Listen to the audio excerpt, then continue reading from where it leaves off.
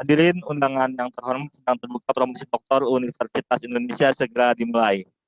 Tim penguji promosi doktor Universitas Indonesia memasuki ruang sidang. Ujian untuk memperoleh gelar doktor pada program studi ilmu kedokteran dimulai. Mohon maaf, Ketua Sidang bisa dimulai.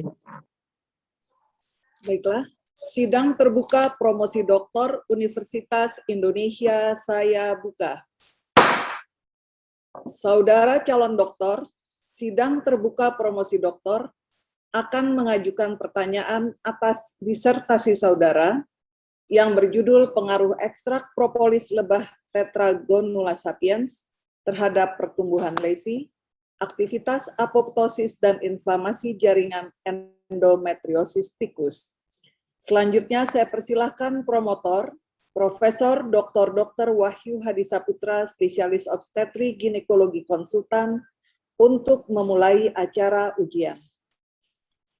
Terima kasih, Saudara Pimpinan.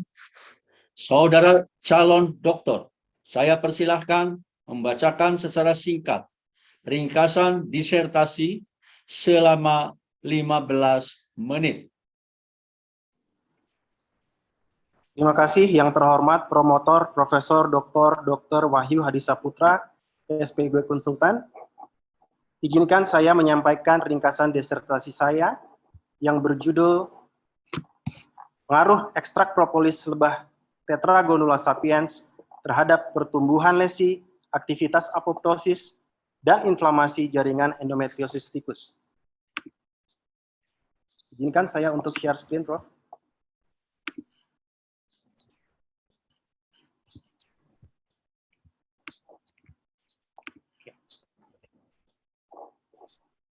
Baik, penyakit endometriosis adalah penyakit yang masih menjadi masalah besar bagi wanita.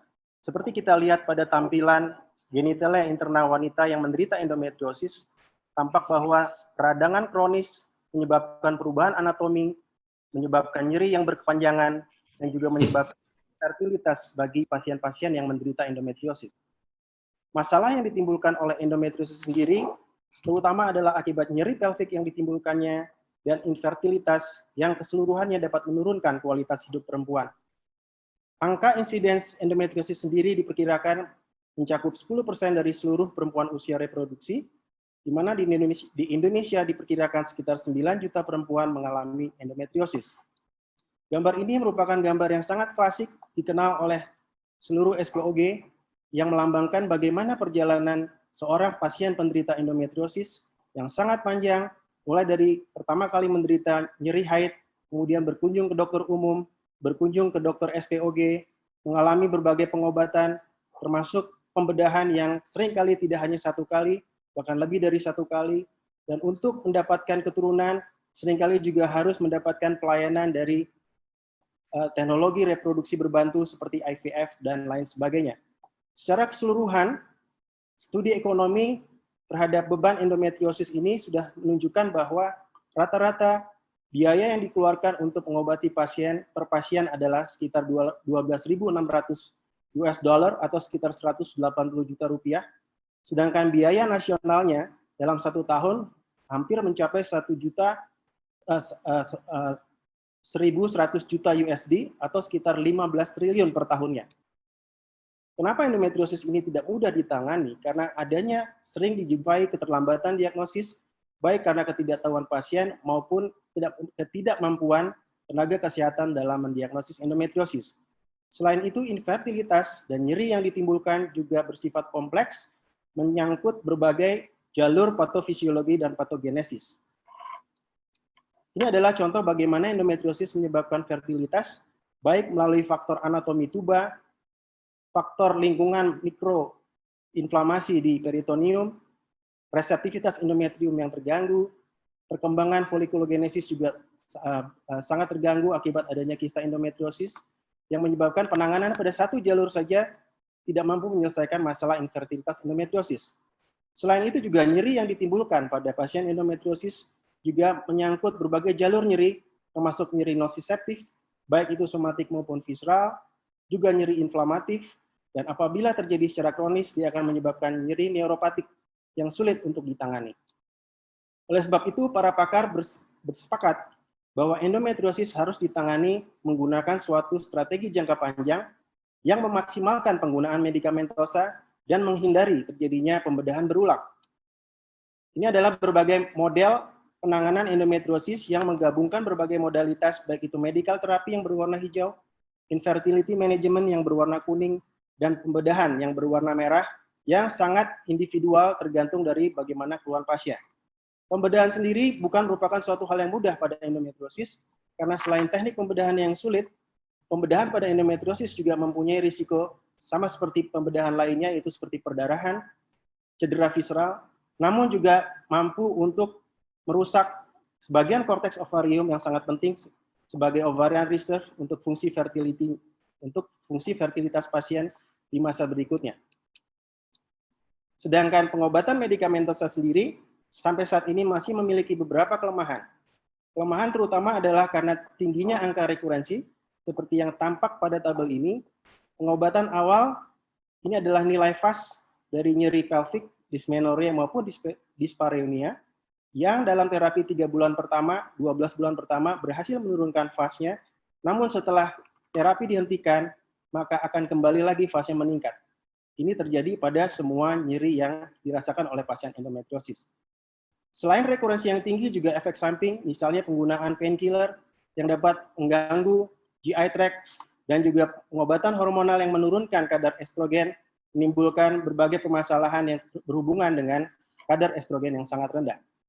Oleh karena itu diperlukan suatu alternatif pengobatan medikamentosa yang lebih baik, karena akan diperlukan dalam jangka panjang, di mana dia bisa mengatasi nyeri dengan efek samping minimal dan juga tidak mengganggu ovulasi. Propolis menjadi salah satu bahan kandidat yang memiliki berbagai aktivitas biologis yang sangat cocok dengan patofisiologi endometriosis. Propolis sendiri merupakan bahan resin alami yang diproduksi oleh koloni lebah dengan mengumpulkan eksudat dari berbagai bahan tanaman yang ada di lingkungannya. Penelitian-penelitian di berbagai negara dan di berbagai penyakit telah menunjukkan bahwa propolis memiliki aktivitas biologi yang potensial untuk digunakan juga pada endometriosis. Ini adalah beberapa contoh penggunaan propolis di negara-negara lain yang tampak memiliki properti yang sesuai, misalnya adalah antioksidan, antiinflamasi, pro-apoptosis, antiproliferasi, dan antibakterial. Khusus untuk propolis Sulawesi, juga sudah diteliti komponen senyawa aktifnya. Kita sudah teliti menggunakan Univis, dan tampak bahwa ada 26 komponen senyawa aktif yang mampu untuk mempunyai aktivitas-aktivitas biologi yang berhubungan dengan endometriosis. Namun sampai sekarang belum ada penelitian yang meneliti propolis Sulawesi ini penerapannya pada jaringan endometriosis. Oleh sebab itu kita harus mulai melakukan penelitian ini dengan terlebih dahulu melakukannya pada hewan model. Hewan model yang kita pilih adalah tikus, karena tikus secara klinis dia mampu memberikan lesi endometriosis yang mirip menyerupai manusia. Selain itu juga dia secara ekonomis dan secara etis itu lebih baik dibandingkan dengan primata atau kelinci misalnya. Teknik yang kita gunakan adalah teknik dari Do Amaral dari Argentina. Jadi penelitian ini akan melihat dampak pemberian propolis baik secara klinis, yaitu perubahan makroskopis lesi, dan juga bagaimana aktivitas apoptosis dan inflamasinya. Untuk menjelaskan lokasi kerjanya, kita kerjakan uji in silico. Identifikasi masalahnya adalah sebagai berikut. Endometriosis masih merupakan masalah besar pada perempuan akibat nyeri dan subfertilitasnya. Tata laksana jangka panjang memerlukan obat dan masih memiliki kelemahan hingga saat ini. Propolis Sulawesi telah diketahui memiliki berbagai aktivitas biologi yang berpotensi menekan pertumbuhan endometriosis. Namun belum diketahui bagaimana efek propolis terhadap aktivitas apoptosis, aktivitas inflamasi, bagaimana dosis dan durasi optimal pemberian propolis terhadap pertumbuhan jaringan endometriosis dan efeknya terhadap siklus estrus tikus. Berikut adalah pertanyaan penelitian kami. Nomor 1, apakah pemberian ekstrak propolis yang kita sebut sebagai EP dapat menghambat perkembangan lesi endometriosis? Apakah pemberian EP dapat meningkatkan aktivitas apoptosis ditandai dengan ekspresi BAX-PCL dan Cas fase 3 di jaringan endometriosis? Apakah pemberian EP dapat menurunkan aktivitas inflamasi yang ditandai dengan penurunan ekspresi interleukin 1 beta, prostaglandin E2, dan kadar PGE2 di cairan peritoneum? Lalu apakah pemberian EP 100 mg per kilogram berat badan memberikan hasil yang lebih baik dibandingkan 50 mg per kilogram berat badan? Apakah pemberian EP selama 6 minggu memberikan hasil yang lebih baik dibandingkan dengan pemberian 2 dan 4 minggu? Dan apakah pemberian EP mempengaruhi siklus estrus model endometriosis tikus? Hipotesisnya adalah mampu menghambat, mampu meningkatkan aktivitas apoptosis, mampu menurunkan aktivitas inflamasi, dosis 100 mg lebih baik, dosis 6 minggu memberikan hasil lebih baik, dan tidak mempengaruhi siklus estrus. Ini adalah ringkasan kerangka teorinya di mana perkembangan lesi endometriosis sangat bergantung dari aktivitas apoptosis dan aktivitas proliferasi dari jaringan endometriosis sendiri yang semuanya didasari oleh adanya inflamasi kronis di dalamnya. Selain itu juga terjadi perubahan steroidogenesis di mana akumulasi estradiol terjadi akibat perubahan reseptor, komposisi reseptor estrogen dan penurunan progesteron reseptor B. Di sini ekstrak propolis kami harapkan dapat bekerja untuk memotong berbagai jalur ini sehingga akhirnya menghambat perkembangan lesi endometriosis. Oleh sebab itu, kerangka konsep yang kami lakukan adalah jaringan endometriosis tikus awal yang dibuat, diberikan ekstrak propolis 50 dan 100 mg selama 2, 4, dan 6 minggu, kemudian kita lihat bagaimana perubahan luasnya, bagaimana aktivitas inflamasi dan aktivitas apoptosis yang dapat menerangkan perubahan perkembangan lesi endometriosis tersebut. Sebelumnya juga dilakukan penelitian in silico terhadap beberapa protein dan reseptor yang terlibat dalam endometriosis seperti estrogen reseptor alfa, estrogen reseptor beta, progesteron reseptor B, TNF-alfa, NF-kB, dan reseptor prostaglandin subtipe EP2 dan subtipe EP3. Metodenya adalah in silico, kita menggunakan Lipinski rule, kemudian kita buat skemanya menggunakan Marvin sketch, lalu protein-protein yang sudah kita identifikasi sebagai protein targetnya dilakukan molecular docking. Sedangkan untuk penelitian in vivo menggunakan tikus Wistar betina dewasa usia 6-18 minggu dengan siklus estrus yang normal. Dilakukan di ARF IMERI FKUI. Jumlah sampelnya untuk masing-masing kelompok adalah 5 menggunakan rumus Federer. Ini adalah pembagian kelompoknya, kontrol negatif 15, kontrol positif 15, propolis 50, dan 100 masing-masing 15. Perawatan tikus dilakukan di ARF dengan memperhatikan kebutuhan tikusnya. Ini adalah gambar bagaimana kita melakukan pemeliharaan tikus termasuk adanya gelap dan terang 12 jam, kebutuhan minum dan makan ad libitum. Dengan hasil sebagai berikut. Ini adalah alur penelitiannya. Jadi setelah aklimatisasi kita lakukan laparotomi pertama untuk membuat model endometriosis. Setelah 30 hari kita pastikan modelnya sudah terbentuk, lalu dialokasikan menurut kelompok perlakuan dan kelompok kontrol, baru dilakukan kembali laparotomi ketiga untuk mengambil jaringan endometriosisnya. Jaringan disimpan sebelum diproses untuk mengukur ekspresi RNA-nya.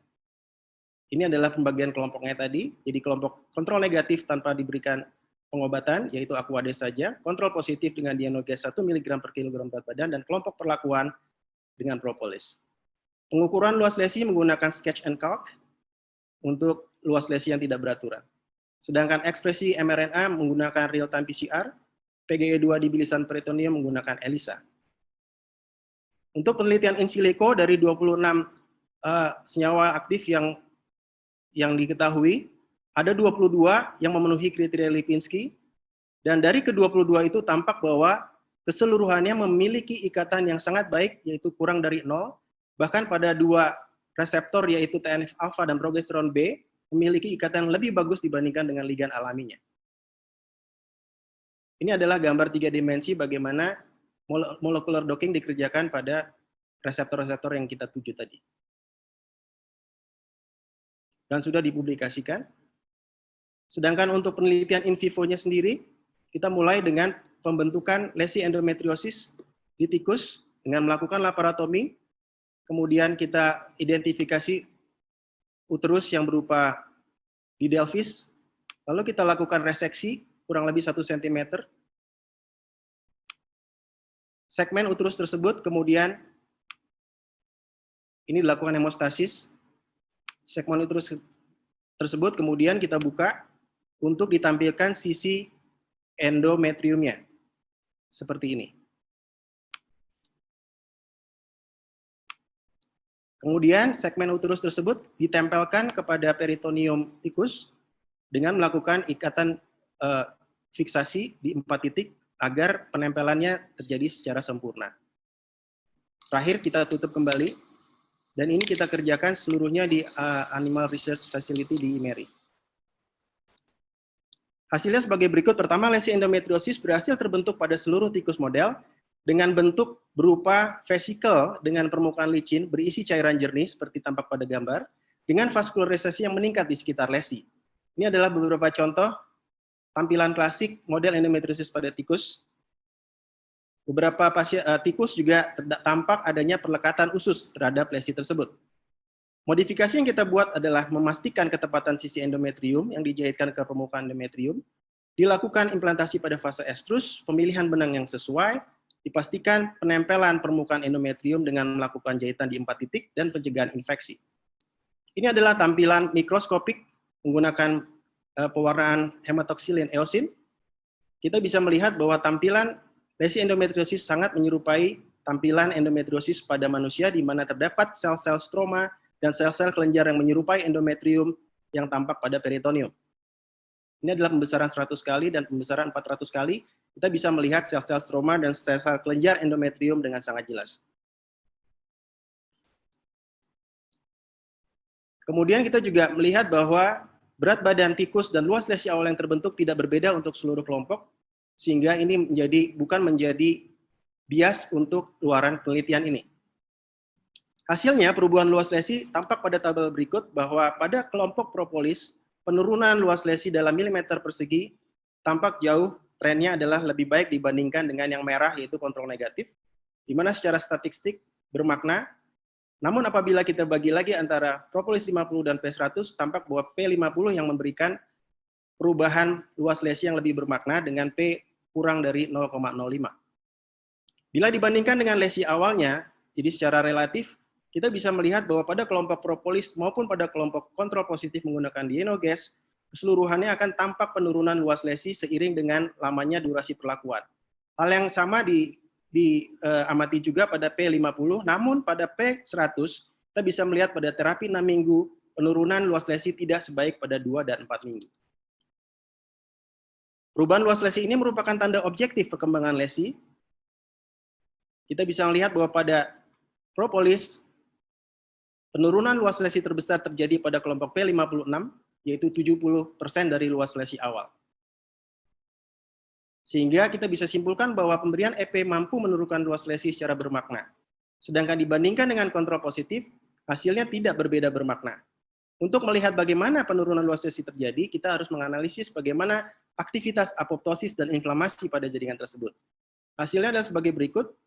Aktivitas apoptosis kita lihat dari ekspresi mRNA, BAX, dan BCL, di mana kita bisa melihat bahwa pada kelompok propolis terjadi peningkatan ekspresi mRNA, BAX, dan BCL pada minggu kedua dan keempat, begitu pula dengan propolis 100 mg per kilogram berat badan. Bila dibandingkan dengan kontrol negatif, maka kelompok P54 dan P102 menunjukkan peningkatan ekspresi yang bermakna. Begitu pula dengan ekspresi caspase 3, protein caspase 3 merupakan jalur apoptosis bersama, baik melalui caspase 8, death receptor, maupun mitokondria caspase 9. Di sini tampak bahwa propolis 50 dan propolis 100 pada minggu kedua dan minggu keempat pelakuan, keduanya menunjukkan peningkatan caspase yang sangat bermakna dibandingkan dengan kontrol negatif. Begitu pula dengan inflamasi, aktivitas inflamasi kita ukur menggunakan ekspresi mRNA PGE2. Di sini tampak terjadinya penurunan ekspresi PGE2 seiring dengan durasi perlakuan yang semakin lama. Namun demikian, penurunan ini tidak berbeda bermakna dibandingkan dengan kontrol negatif dan kontrol positif. Untuk ekspresi interleukin 1B, juga tampak penurunan ekspresi khususnya pada kelompok P54, P104, dan KP2, yaitu sebesar 0,07 kali kontrol. Hal ini berbeda bermakna secara statistik dibandingkan dengan kontrol negatif. Kadar prostaglandin di bilasan peritoneum tampak bahwa semakin lama terapi dikerjakan, maka kadar prostaglandin E2 dalam bilasan peritoneum pun menjadi semakin rendah. Pada kelompok P50, kadar terendah terjadi pada kelompok P54, sedangkan pada KN sendiri tampak peningkatan kadar PIG2 bilasan peritoneum seiring dengan jalannya waktu. Dengan demikian kita bisa melihat bahwa terdapat pengaruh dosis dan lama pemberian di mana dosis 50 mg per kilogram berat badan memberikan efek terbaik dengan pemberian 6 minggu, sedangkan 100 mg per kilogram berat badan efek optimal terjadi pada pemberian 4 minggu. Penelitian lain mengenai propolis menunjukkan bahwa dosis yang biasa dipakai pada tikus adalah 50-250 mg per kilogram berat badan. Dengan di atas 200-300 mg, maka mulai timbul efek toksik pada hewan coba. Sehingga dengan demikian ada titik optimal pemberian EP yang apabila dosisnya terus ditingkatkan akan menurunkan penurunan yang kita inginkan, efek yang kita inginkan.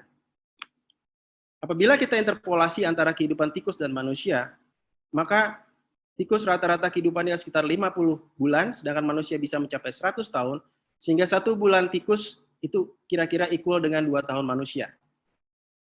Dan untuk melihat bagaimana jalur yang dipakai untuk penurunan luas lesi, tampak dari 5 model, ada 2 model yang bisa kita gunakan, yaitu perubahan aktivitas inflamasi mempengaruhi aktivitas apoptosis dan mempengaruhi perubahan luas lesi. Baik itu melalui Bugs BCL, merupakan model pertama dengan besar koefisien 1,452, maupun dengan model kedua, yaitu perubahan inflamasi menyebabkan perubahan apoptosis dan menyebabkan perubahan luas lesi melalui Cas fase 2 dengan besar koefisien yang lebih tinggi lagi, yaitu 4,955. Sedangkan model 3, 4, dan 5 yang melihat perubahan luas lesi sebagai akibat dari perubahan aktivitas inflamasi, hal ini tidak bisa dibuktikan melalui penelitian ini. Dengan demikian, berdasarkan 2 jalur apoptosis yang diteliti, jalur utama yang terlibat adalah Cas fase 3. Kerja propolis melalui Cas fase 3 ini terlihat dari perubahan ekspresi Cas fase 3 yang meningkat secara bermakna di awal mulai dari minggu kedua perlakuan. Oleh sebab itu, kita perlu memikirkan kemungkinan keterlibatan jalur apoptosis lain selain Bugs BCL.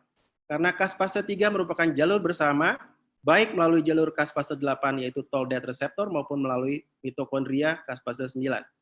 Ini adalah propose mekanisme yang kami ajukan bahwa pada sel-sel endometriosis, pertumbuhan dan apoptosis sangat bergantung pada berbagai interaksi molekul-molekul berikut, di mana TNF-alpha reseptor, prostaglandin E2 reseptor, TRAIL yang disebut dengan TNF-alpha related apoptosis induced ligand, kemudian NF-kB, yang keseluruhannya akan menyebabkan peningkatan apoptosis pada sel endometriosis. Kita bisa melihat di sini bahwa propolis dapat menekan prostaglandin yang dapat menekan pertumbuhan E2, kemudian juga dia mengaktifasi TRAIL yang merupakan toll death receptor, dan keseluruhannya dapat tampil dari adanya peningkatan ekspresi Cas fase 3.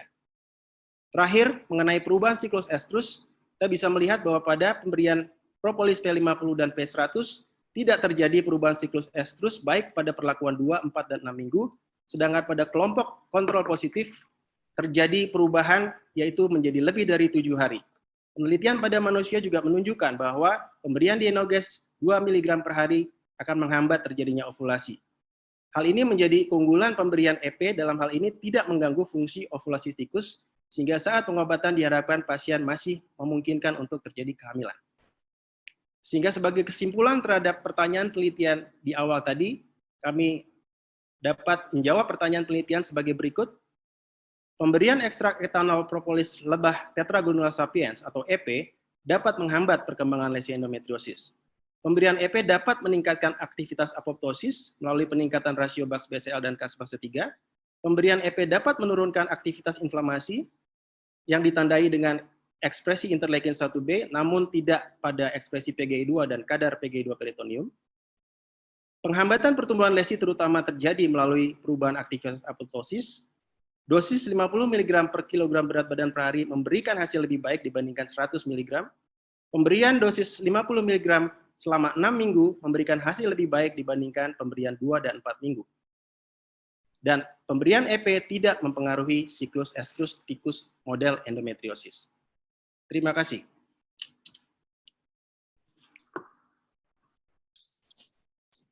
Baiklah, saya persilahkan Profesor Dr. Suhendro, spesialis penyakit dalam, konsultan penyakit trofik infeksi untuk mengemukakan pertanyaan dan sanggahannya.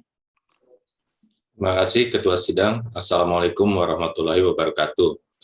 Selamat pagi, salam sejahtera untuk kita semua.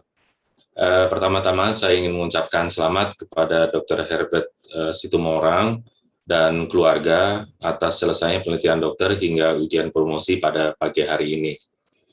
Pertanyaan saya sehubungan dengan hasil penelitian yang menyatakan pengaruh dosis dan lama pemberian ekstrak propolis terhadap penurunan lesi endometriosis pada tikus, yaitu pada dosis 50 mg per kilogram berat badan, efek terlihat pada kelompok pemberian 6 minggu. Sedangkan pada dosis 100 mg per kilogram berat badan, efek optimal terjadi pada pemberian 4 minggu. Dan pada simpulan, dosis ekstrak propolis yang dipilih, 50 mg per kilogram berat badan, dinyatakan memberikan hasil yang lebih baik dibandingkan dengan dosis 100 mg per kilogram berat badan.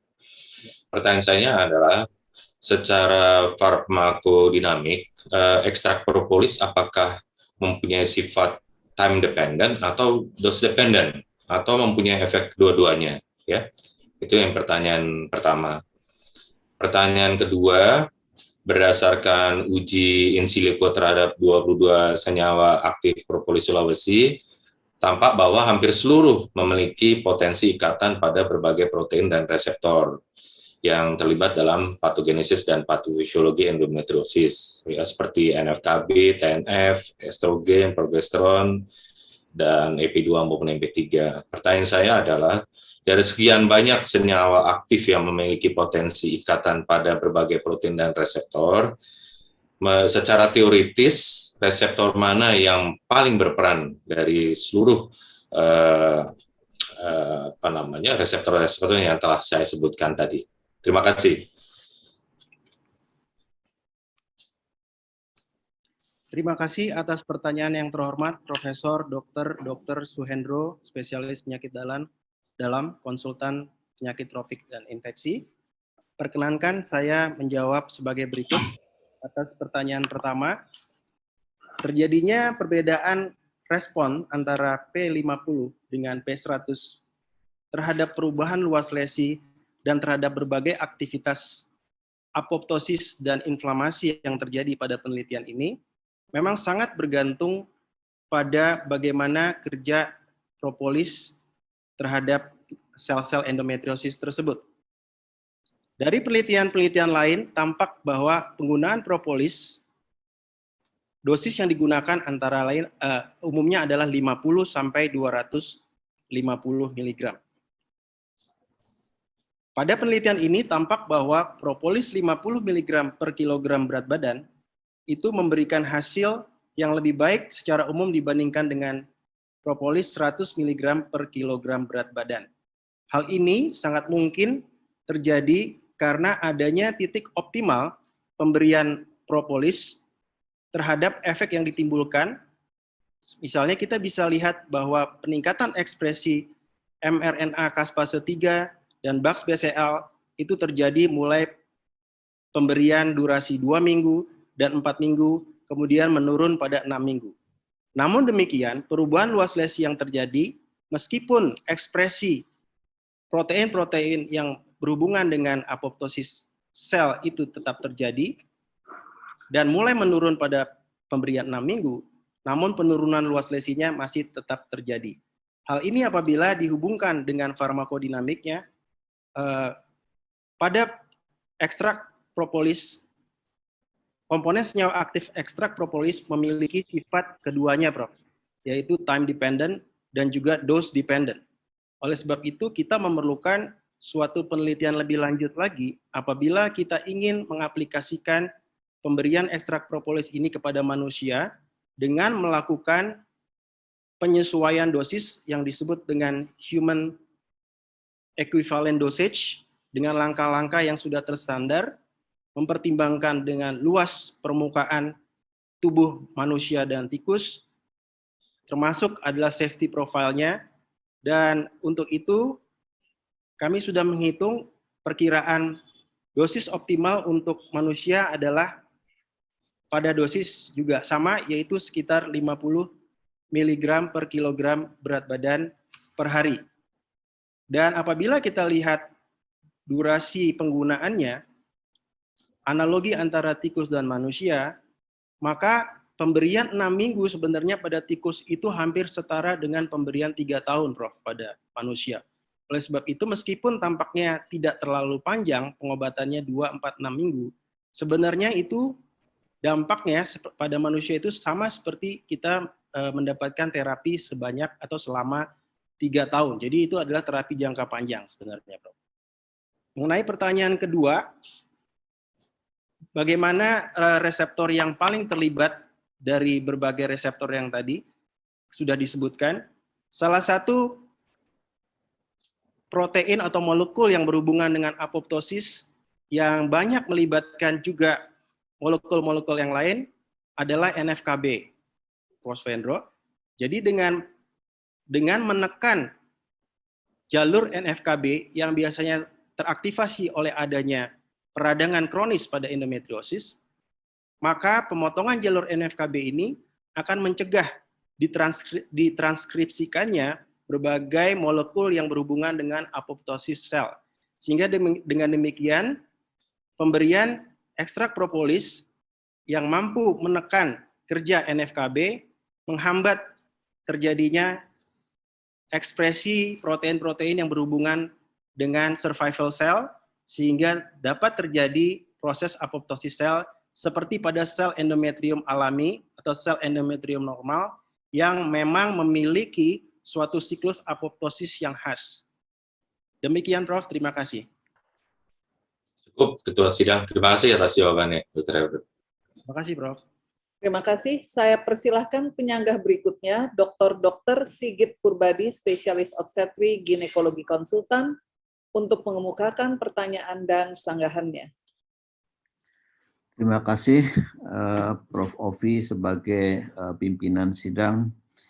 Yang pertama, saya ingin mengucapkan selamat kepada Dr. Herbert atas usaha kerasnya dimulai dari mulai mendaftar sampai pada akhirnya di ujian promosi atau ujian terbuka ini. Tadi sudah disebutkan bahwa Dr. Herbert akan melakukan suatu uji pada manusia. Di sini juga dituliskannya adalah saran, akan tetapi bahwa ini saya anggap sebagai permulaan karena walaupun kita tidak mengenal sebagai postdoktoral, tapi ini adalah sesuatu yang wajib dilakukan. Pertanyaannya adalah, apa yang menjadi syarat untuk bisa dilakukan uji klinis terhadap manusia berdasarkan data propolis yang sudah dimiliki. Saya tidak menanyakan yang lainnya karena sudah publish, semua sudah approve. Jadi itu adalah yang paling penting untuk kedepannya, termasuk nantinya mengkreasi dalam postdoktoral untuk menciptakan dokter-dokter baru melalui uji klinik tersebut. Terima kasih pimpinan sidang. Terima kasih atas pertanyaan yang terhormat Dr. Sigit Purbadi, spesialis obstetri dan ginekologi konsultan. Perkenankan saya menjawab sebagai berikut. Sebagai syarat untuk dilakukannya uji klinis pada manusia, maka kita perlu mengidentifikasi secara tepat senyawa-senyawa aktif apa saja yang terkandung pada suatu sediaan, sehingga kita bisa melihat secara pasti bagaimana efek toksik, baik itu akut maupun kronis, bagaimana kadar masing-masing senyawa aktif tersebut, dan reaksinya terhadap penyakit yang kita sasar yaitu endometriosis. Kemudian juga kita tahu bahwa salah satu kelemahan bahan alam adalah ketidakkonsistenan kadar dari masing-masing batch yang bisa kita ambil dari sumber-sumbernya. Oleh sebab itu, untuk menjadikan ekstrak propolis ini sebagai pengobatan utama pada endometriosis, itu tampaknya bukan menjadi pilihan utama, Dr. Sigit, akan tetapi sangat mungkin nanti akan menjadi suatu terapi adjuvan, di mana kita tahu pengobatan medikamentosa untuk endometriosis memerlukan waktu yang sangat panjang dengan efek samping yang banyak sekali pada pengobatan hormonal yang saat ini tersedia. Oleh sebab itu, adanya pengobatan adjuvan yang mampu memperbaiki kerja obat-obat yang tersedia sekarang dan juga mampu menurunkan atau mengurangi kejadian efek samping dari obat-obat yang tersedia sekarang akan sangat membantu secara keseluruhan strategi pengobatan jangka panjang pada endometriosis. Sedangkan purifikasi ekstrak propolis sendiri, apabila dilakukan pengamatan secara individual komponen aktifnya, ternyata akan mengurangi khasiat dari pemberian EP ini sendiri. Oleh sebab itu, sekali lagi, bahwa gabungan kerja berbagai senyawa aktif yang terkandung di dalam EP inilah yang memberikan dampak terapeutik yang lebih baik dibandingkan dengan kita melakukan single senyawa aktif sebagai pengobatan. Terima kasih, Prof. Jadi, Dr. Herbert perlu dicatat, karena tadi saya sudah dapat bocoran bahwa sifat fisika dan kimia yang dari sediaan yang baru didaftarkan ke BPOM adalah serbuk, sedangkan kalau ini nanti akan didaftarkan dalam bentuk suspensi, maka data yang pertama kali harus disampaikan kepada BPOM untuk registrasi adalah sifat sediaan yang mempunyai uji fisika dan kimia. Kemudian, kalau misalnya adalah bioavailability, tapi yang paling penting salah satunya adalah hasil uji praklinik Dr. Herbert ini sebagai dokumen aktivitas untuk endometriosis, dan setelah mendapatkan bukti registrasi dari BPOM, maka karena ini dilakukannya nanti adalah suatu pengobatan jangka panjang, apakah dia mau sendiri ataupun dia sebagai adjuvan, baru bisa dilakukan suatu uji toksisitas kronis sebelum masuk ke uji klinik. Dan sebetulnya untuk hilirisasi adalah karena ini juga sudah melakukan kerjasama dengan Kemindo, sehingga nanti ini adalah hal yang sangat mudah. Jadi mudah-mudahan bahwa ini adalah merupakan awal untuk melakukan pengembangan drug development di FKUI yang berasal dari bahan alam. Terima kasih pimpinan sidang. Terima kasih. Saya persilahkan penyanggah berikutnya, Dr. Alida Roswita Harahap, spesialis patologi klinik konsultan, PhD, mengemukakan pertanyaan dan sanggahannya. Terima kasih Ketua Sidang. Dr. Herbert, ya kita sudah melalui beberapa ujian, saya kira yang sudah kita selesaikan waktu ujian itu tidak perlu dipermasalahkan lagi. Ya, jadi saya sama dengan Dr. Sigit ya, ingin menanyakan ke depannya.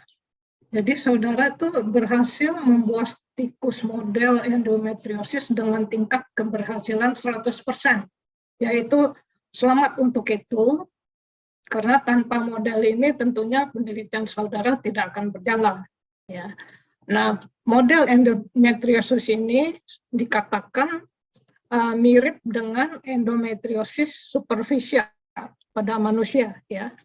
Nah, kalau tadi persyaratan-persyaratan yang dipertanyakan oleh Dr. Sigit ya untuk mulai melakukan clinical trial pada manusia, prediksi saudara apa ya? Apakah kira-kira akan sama kesuksesannya dengan yang pada manusia? Karena pada manusia itu kan kita tahu kompleks sekali ya, tipenya aja ada yang juga endometrioma, dan ada lagi satu lagi ya, kemudian ada lesi multiple dan sebagainya. Kira-kira prediksi saudara nih, kalau kita lakukan clinical trial sesudah memenuhi syarat-syarat tertentu, apakah kira-kira akan sukses atau bagaimana prediksinya? Ya.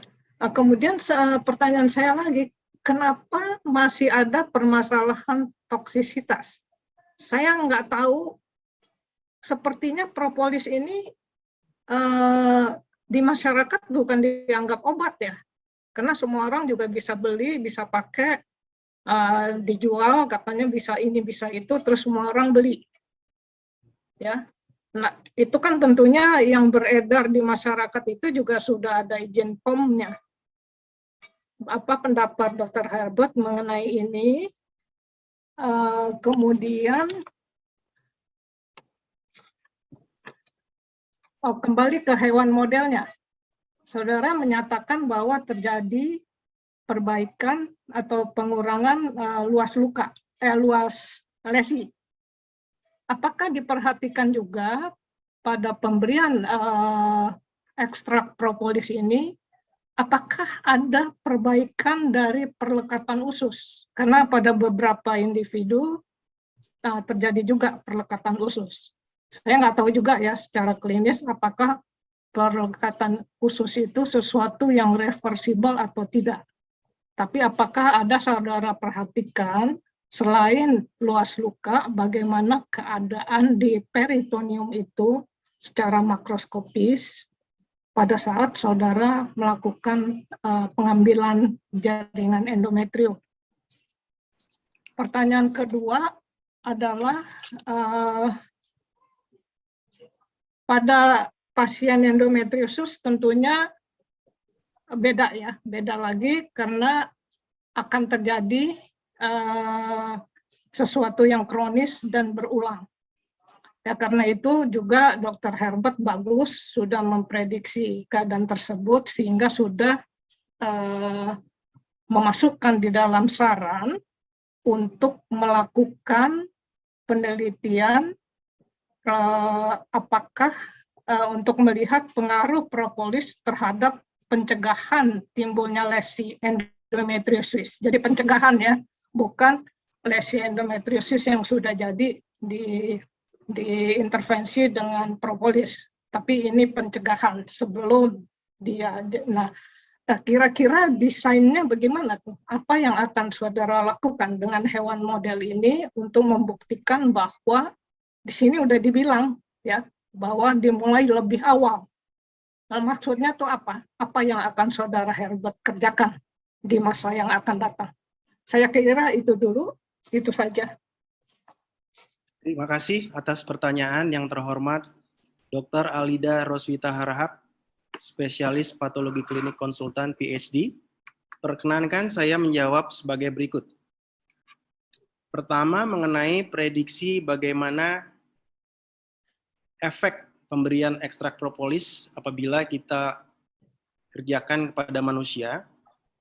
Berdasarkan hasil yang saya dapatkan dari penelitian ini, adanya perbaikan aktivitas apoptosis, adanya penurunan aktivitas inflamasi yang dijumpai pada model tikus. Prediksi kami juga akan dapat kita jumpai pada manusia apabila kita bisa menemukan dosis dan durasi pemberian yang optimal. Meskipun saat ini propolis sudah banyak beredar di Indonesia, Dr. Alida, namun demikian penelitian kami menunjukkan bahwa propolis yang beredar di Indonesia ini hampir seluruhnya adalah propolis impor. Dan beberapa propolis impor tersebut juga ternyata beredar secara black market, jadi tidak mempunyai izin dari BPOM.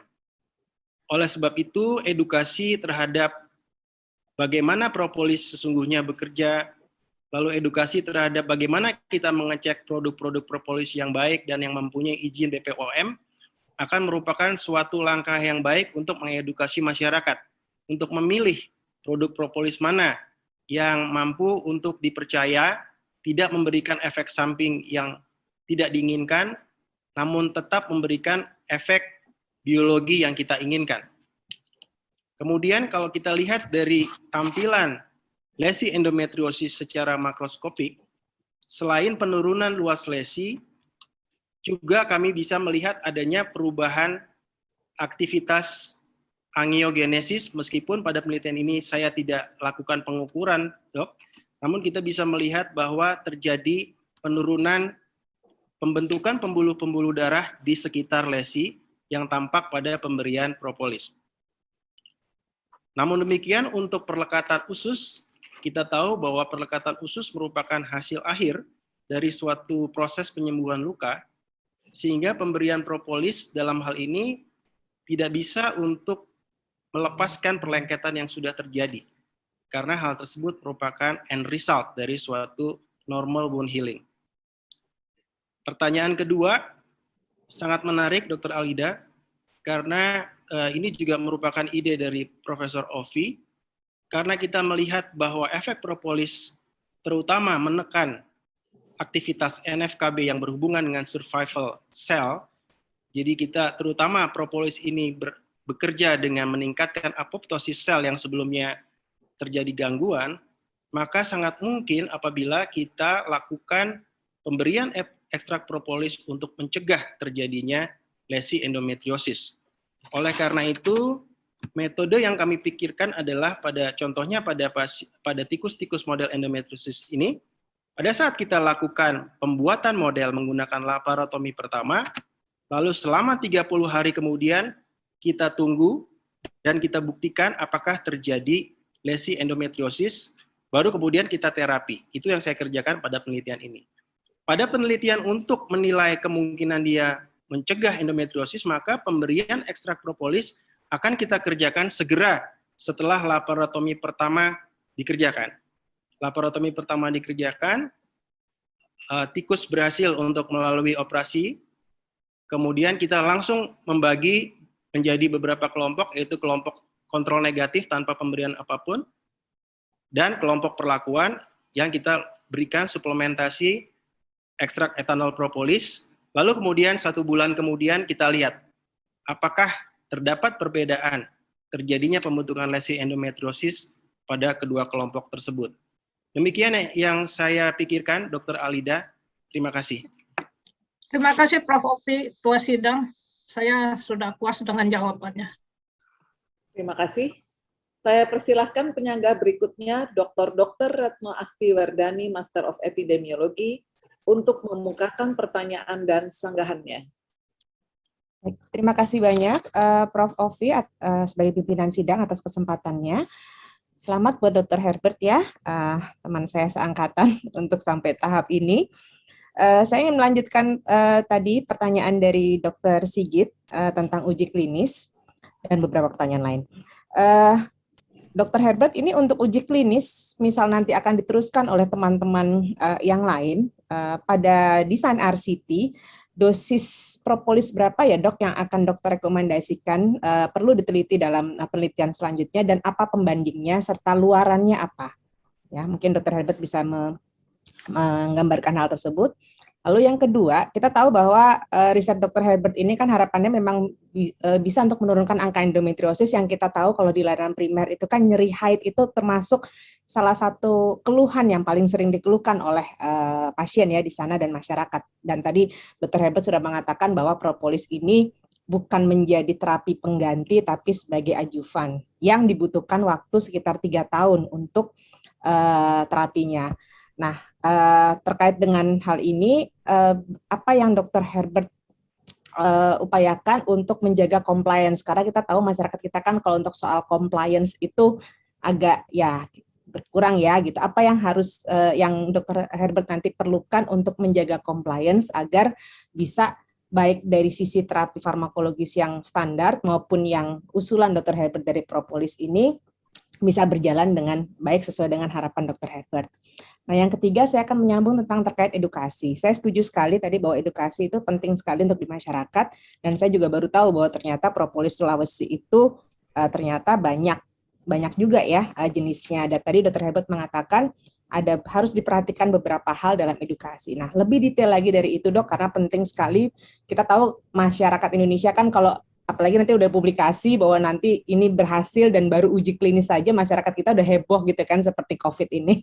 Nah, apa ya dok kira-kira buat bekal kami di layanan primer gitu atau dokter-dokter yang lain kalau memang ternyata komponen-komponen yang perlu diperhatikan dalam mengedukasi tentang propolis Sulawesi ini yang saya sepertinya optimis kalau ke depan bakalan bermanfaat, tapi harus menunggu dengan uji klinis. Tapi satu sisi masyarakat khawatirnya nanti euforia gitu kan. Nah, hal-hal apa, komponen apa yang perlu diperhatikan, Dok, untuk kita membantu supervisi? Terima kasih. Terima kasih atas pertanyaan yang terhormat, Dr. Retno Asti Wardani, Master Epidemiologi. Perkenankan saya menjawab sebagai berikut. Yang pertama adalah mengenai dosis pada manusia. Dosis berapa yang akan diberikan? Kita menggunakan suatu standar bagaimana melakukan transformasi dosis dari binatang ke manusia, di mana ada suatu koefisien yang kita peroleh berdasarkan berat badan rata-rata spesies tersebut dibandingkan dengan manusia, berdasarkan luas permukaan tubuh rata-rata spesies tersebut dibandingkan dengan manusia, maka pada spesies tikus atau ratus, koefisien yang akan menunjukkan human equivalent dosisnya adalah 6-7 kali. Oleh sebab itu, apabila kita terapkan 50 mg per kilogram berat badan per hari pada tikus, maka ini kita bisa membagi menjadi 7, misalnya 6 atau 7, jadi kira-kira sekitar 7 mg per kilogram berat badan per hari. Untuk rata-rata berat badan misalnya 70 kg, maka diperoleh nilai 490 atau bisa dibulatkan menjadi 500 mg per hari dosis yang digunakan. Namun, apabila penelitian ini merupakan penelitian awal, uji klinis atau clinical trial juga mewajibkan bahwa dosis awal tersebut harus dibagi lagi menjadi menggunakan 10, koefisien 10. Jadi harus starting bukan 500 mg per hari, tapi 50 mg per hari, Dr. Asti. Itu sebagai starting dose untuk menjaga keamanan pemberian EP pada manusia. Pertanyaan kedua, di mana manfaat EP ini dalam klinisnya nanti? Yang kami pikirkan adalah ada beberapa situasi. Yang pertama tadi selain sebagai pencegahan, jadi pada wanita yang memiliki keluhan nyeri haid, kita tahu bahwa pada diagnosis endometriosis sendiri sampai saat ini tidak mudah, karena diagnosis pastinya memerlukan suatu tindakan invasif, yaitu laparoskopi, dengan melihat langsung lesi endometriosis, maka dengan menggunakan EP ini kita bisa melakukan suatu empirical terapi, di mana pasien-pasien yang sudah mengalami gejala nyeri haid dapat kita berikan EP untuk mencegah terjadinya perkembangan penyakit endometriosis lebih lanjut. Selain itu juga mampu untuk mencegah atau menghindari terjadinya pembedahan berulang, karena angka rekurensi endometriosis setelah pembedahan sangat tinggi, mencapai 10% per tahunnya, Dr. Asti. Selain pencegahan, kami juga berpikir untuk pengobatan pasca operasi, di mana pengobatan pasca operasi bila pasien belum menginginkan untuk langsung memiliki keturunan, maka kita harus tetap menjaga supaya lingkungan di peritoneum pelvik tersebut tidak terus-menerus melakukan aktivitas inflamasi kroniknya. Oleh sebab itu, pemberian EP pasca operasi itu juga menjadi salah satu pilihan bagaimana peran EP di dalam penanganan jangka panjang endometriosis. Mengenai pertanyaan ketiga mengenai edukasi, betul sekali, sebelum kita terapkan pada manusia, nomor satu menurut kami yang paling penting untuk diedukasi adalah masalah safety.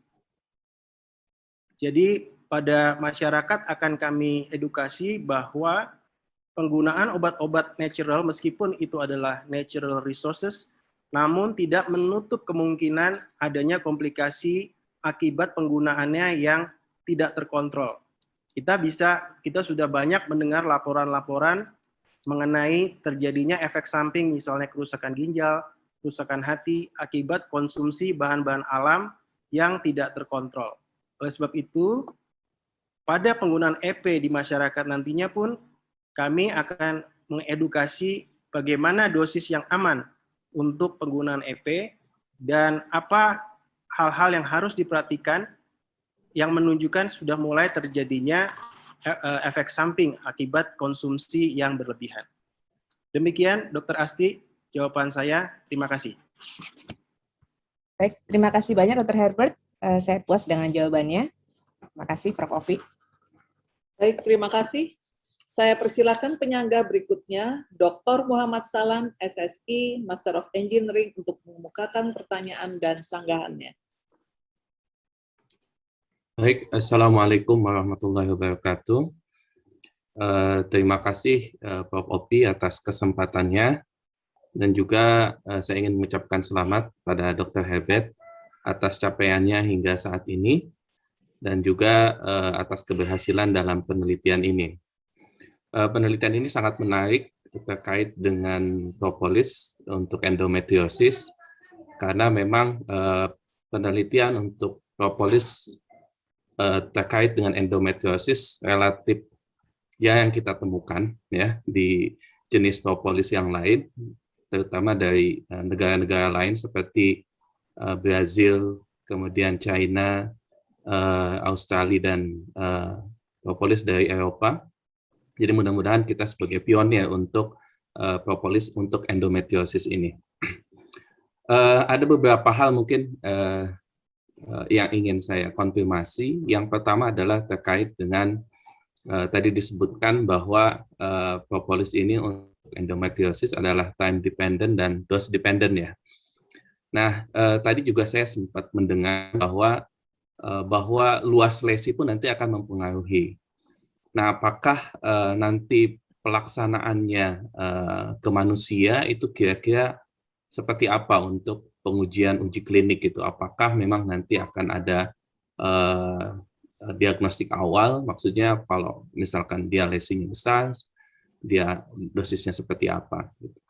Itu pertanyaan saya yang pertama. Yang kedua adalah memang betul tantangan di propolis itu adalah terkait tadi ya, bahwa bahan herbal ini dianggap semuanya aman gitu ya, termasuk juga untuk propolis.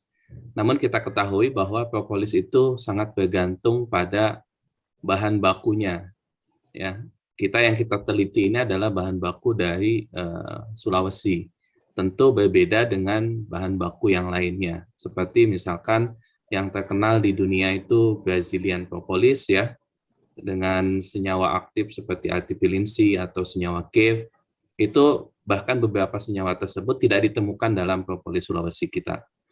Nah, bagaimana pandangannya? Karena banyak mungkin ya di masyarakat menjadi digeneralisir, ya menjadi digeneralisir bahwa semua propolis menjadi sama seperti itu. Nah, nanti mungkin bagaimana strategi mengedukasi masyarakat terkait dengan hal tersebut. Yang kedua adalah terkait dengan dose dependent. Nah, propolis saat ini di Indonesia memang ada 2 standar SNI-nya. Jadi yang pertama adalah propolis ekstrak, yang kedua propolis ekstrak yang bebas lilin gitu ya. Yang pertama adalah seperti apa sampel yang digunakan oleh Dr. Herbert. Kemudian yang kedua tentu nanti akan berbeda dosisnya ya. Karena kan biasanya kalau kita lihat di beberapa produsen itu tinggi-tinggian konsentrasi begitu. Oh, yang ini konsentrasinya tinggi, yang ini konsentrasinya rendah seperti itu. Nah, apakah itu juga nanti akan berpengaruh terhadap sebaiknya standar propolis itu seperti apa? Karena terkait dengan toksisitas tersebut. Yang ketiga adalah terkait dengan pengujian aktivitas ya. Tadi kalau tidak salah kita kan beberapa aktivitas yang potensial ya, seperti anti-angiogenesis tadi memang sudah terlihat ada meskipun belum dibuktikan secara secara penelitian ya, tapi secara kasat mata mungkin tadi sudah dilihat gitu. Nah, aktivitas apa lagi sebenarnya yang diperlukan selain dari tadi ya aktivitas yang sudah diteliti seperti antiinflamasi dan lain sebagainya, pengurangan lesi. Untuk endometriosis ini apakah ada lagi ya? Mungkin seperti tadi disebutkan anti-angiogenesis atau ada aktivitas lain yang memang perlu kita lihat lagi. Terima kasih 3 pertanyaan itu dari saya. Terima kasih. Terima kasih atas pertanyaan yang terhormat Dr. Muhammad Sahlan, SSI Master Engineering. Perkenankan saya menjawab sebagai berikut atas pertanyaan yang telah diajukan. Pertama adalah mengenai time dependent dan dose dependent dari EP.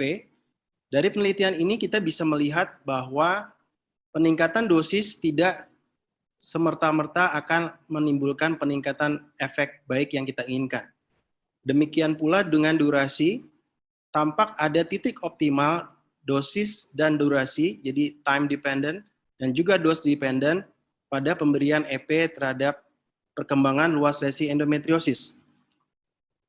Ini berhubungan dengan pertanyaan ketiga tadi, Dr. Muhammad Sahlan, bahwa aktivitas yang kita ukur memang ada 2, yaitu apoptosis dan antiinflamasi. Namun demikian, ekstrak propolis juga pada penelitian lain memiliki aktivitas biologi yang sangat berhubungan dengan endometriosis, yaitu adanya efek antioksidan, kemudian juga adanya efek antimikroba. Kita tahu pada pasien-pasien endometriosis, adanya infeksi sekunder akan sangat mempercepat pertumbuhan lesi endometriosis dengan timbulnya aktivitas inflamasi kronik yang semakin hebat melalui aktivasi jalur DAT reseptor yang kesemuanya akan membuat survival dari sel-sel endometriosis menjadi sangat tinggi dan semakin sulit untuk diobati. Oleh sebab itu, untuk mengedukasi tadi masyarakat bagaimana penggunaan endometriosis ini berhubungan juga dengan pertanyaan kedua, bahwa tidak semua propolis itu sama. Propolis yang dapat dikonsumsi oleh manusia adalah propolis yang telah dipurifikasi atau telah dibebaskan dari komponen lilinnya atau waxnya. Karena komponen lilin ini yang menjadi bahaya apabila dikonsumsi secara oral pada manusia. Oleh sebab itu pada penelitian ini, propolis yang kita gunakan adalah propolis yang sudah dipisahkan komponen lilinnya. Jadi dia adalah komponen liquid murni yang bisa digunakan untuk pengobatan oral. Komponen liquid murni ini juga bersama Bapak Sahlan dan tim, kita sudah mulai melakukan enkapsulasi berupa serbuk yang dimasukkan ke dalam kapsul, sehingga penghitungan dosisnya akan jauh lebih mudah. Kemudian juga compliance dari pasien juga akan lebih mudah apabila pemberiannya dapat dikerjakan misalnya dengan pemberian 1 kali sehari dalam bentuk 1 kapsul misalnya, itu akan jauh memperbaiki compliance pasien. Oleh sebab itu yang akan kami kerjakan, Dr. Sahlan, pada penelitian selanjutnya pada manusia, apabila sediaannya sudah terstandarisasi dengan dosis yang terstandarisasi juga. Dengan demikian kita bisa mengukur dosis berapa yang terbaik untuk penanganan endometriosis dan dosis berapa yang nanti bisa menimbulkan efek toksik, baik itu efek toksik akut maupun efek toksik penggunaan jangka panjangnya. Demikian jawaban saya. Terima kasih. Baik, terima kasih Dr. Herbert. Mungkin ada satu hal yang ingin saya klarifikasi terkait dengan lesi. Apakah lesi dependent, maksudnya luas lesi itu akan mempengaruhi dosis atau tidak? Terima kasih.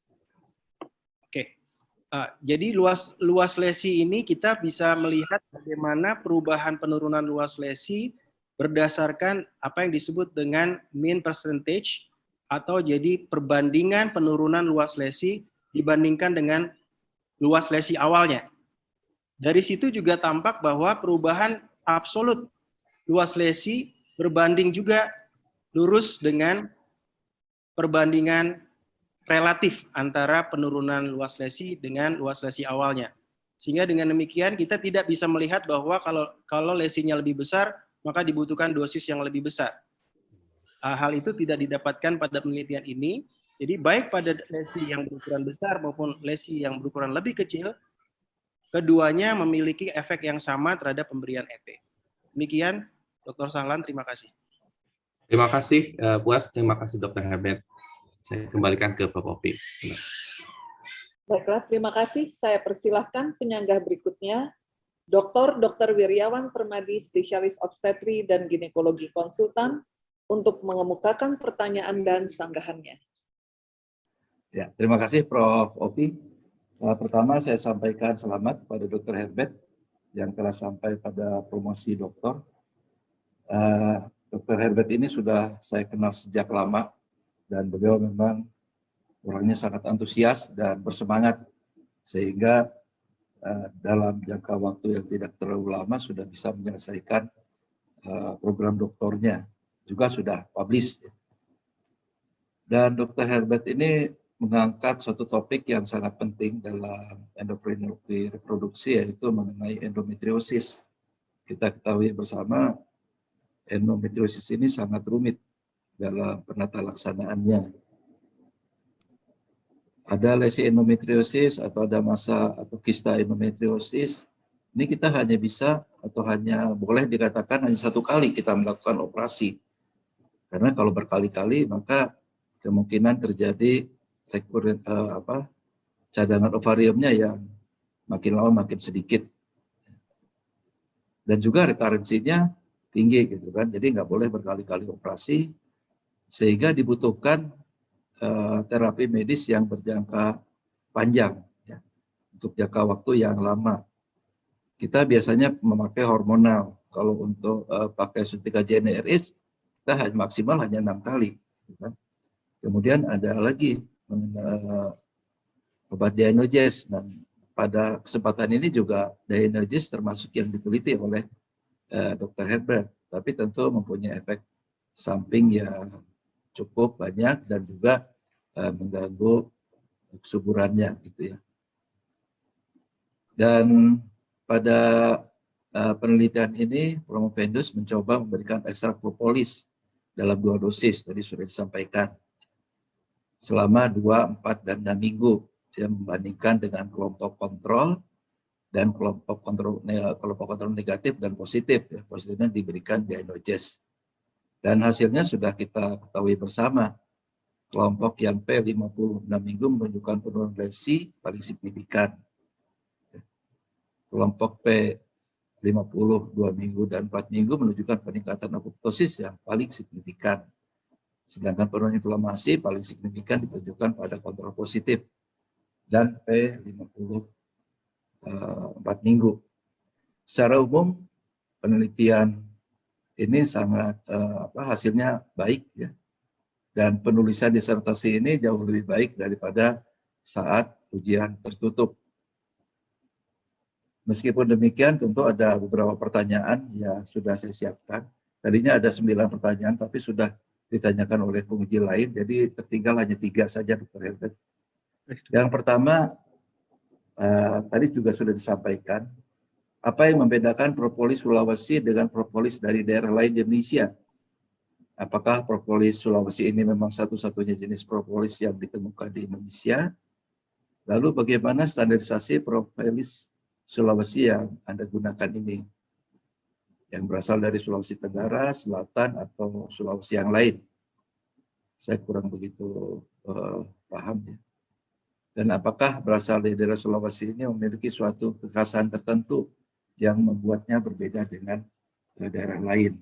Kalau di Brasil tadi Pak Salam sudah menyebutkan yang paling terkenal ya propolis Brasilia. Nah, ini kok propolis Sulawesi gitu kan? Tidak dinamakan propolis Indonesia. Lalu yang pertanyaan kedua,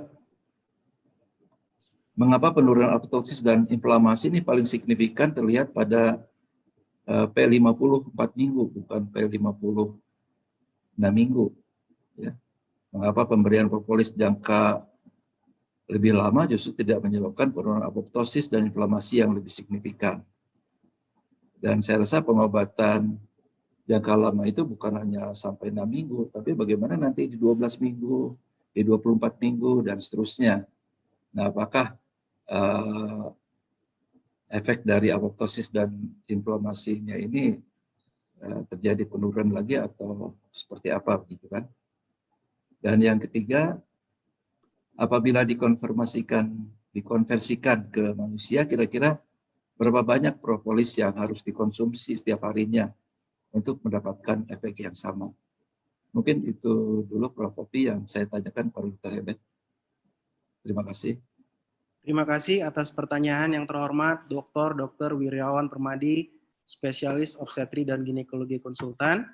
Perkenankan saya menjawab sebagai berikut atas pertanyaan dokter. Yang pertama, kenapa kita memilih propolis Sulawesi? Yang pertama adalah karena komponen aktif dari propolis Sulawesi ini telah diteliti menggunakan laboratorium yang sangat dipercaya dari Waters Corporation di Singapura, menggunakan LC-MS mass spectrophotometry, dan izin saya menyampaikan hasilnya, Dok, melalui slide.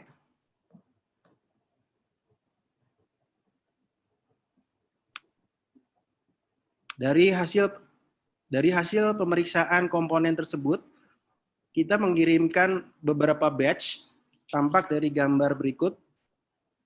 Ini adalah hasil LC-MS dari bahan yang kita kirimkan. Tampak bahwa dari 5 batch yang dikirimkan, kelima-limanya menunjukkan komposisi komponen aktif yang hampir sama antara komponen satu dengan lainnya. Kenapa hal ini bisa terjadi? Karena lingkungan vegetasi di mana spesies Tetragonula sapiens ini berada, yaitu di Luwu Utara, Kabupaten Luwu Utara, ini telah dijaga sedemikian rupa dengan melibatkan Pemda setempat, dengan melibatkan kelompok tani setempat, sehingga mereka tahu persis bahwa kualitas propolis yang akan dihasilkan sangat bergantung dari perubahan vegetasi yang terjadi. Oleh sebab itu, lingkungan vegetasi di sekitar lebah ini hidup sangat dijaga. Dengan keterlibatan Pemda setempat, maka hal ini bisa dipastikan tidak adanya gangguan terhadap lingkungan tempat Tetragonula sapiens ini berkembang biak.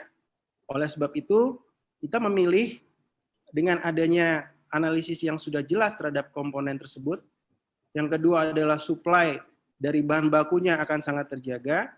Dan yang ketiga adalah telah ditelitinya propolis Sulawesi ini pada beberapa penyakit yang lain. Sehingga kami mempunyai suatu dasar, paling tidak efek toksisitas akutnya sudah pernah diteliti, efek antiinflamasinya juga sudah pernah diteliti, efek antiproliferasinya juga sudah pernah diteliti. Namun belum pernah diteliti pada pasien endometriosis. Itu sebabnya kami memilih propolis Sulawesi dari Luwu Utara ini sebagai bahan propolis yang diujikan pada model endometriosis. Kemudian yang kedua, mengapa perubahan aktivitas apoptosis dan aktivitas inflamasi tidak terlihat makin meningkat pada penggunaan propolis, baik itu 50 maupun 100, dengan semakin lamanya durasi perlakuan. Apabila kita perhatikan perubahan luas lesi yang terjadi, maka pada pemberian P50 durasi 6 minggu, perubahan luas lesinya masih terus terjadi, meskipun perubahan apoptosis dan inflamasi itu terjadi maksimal sampai minggu keempat. Minggu ke-6 juga terjadi perubahan aktivitas inflamasi dan apoptosis, namun tidak sebaik minggu kedua dan keempat.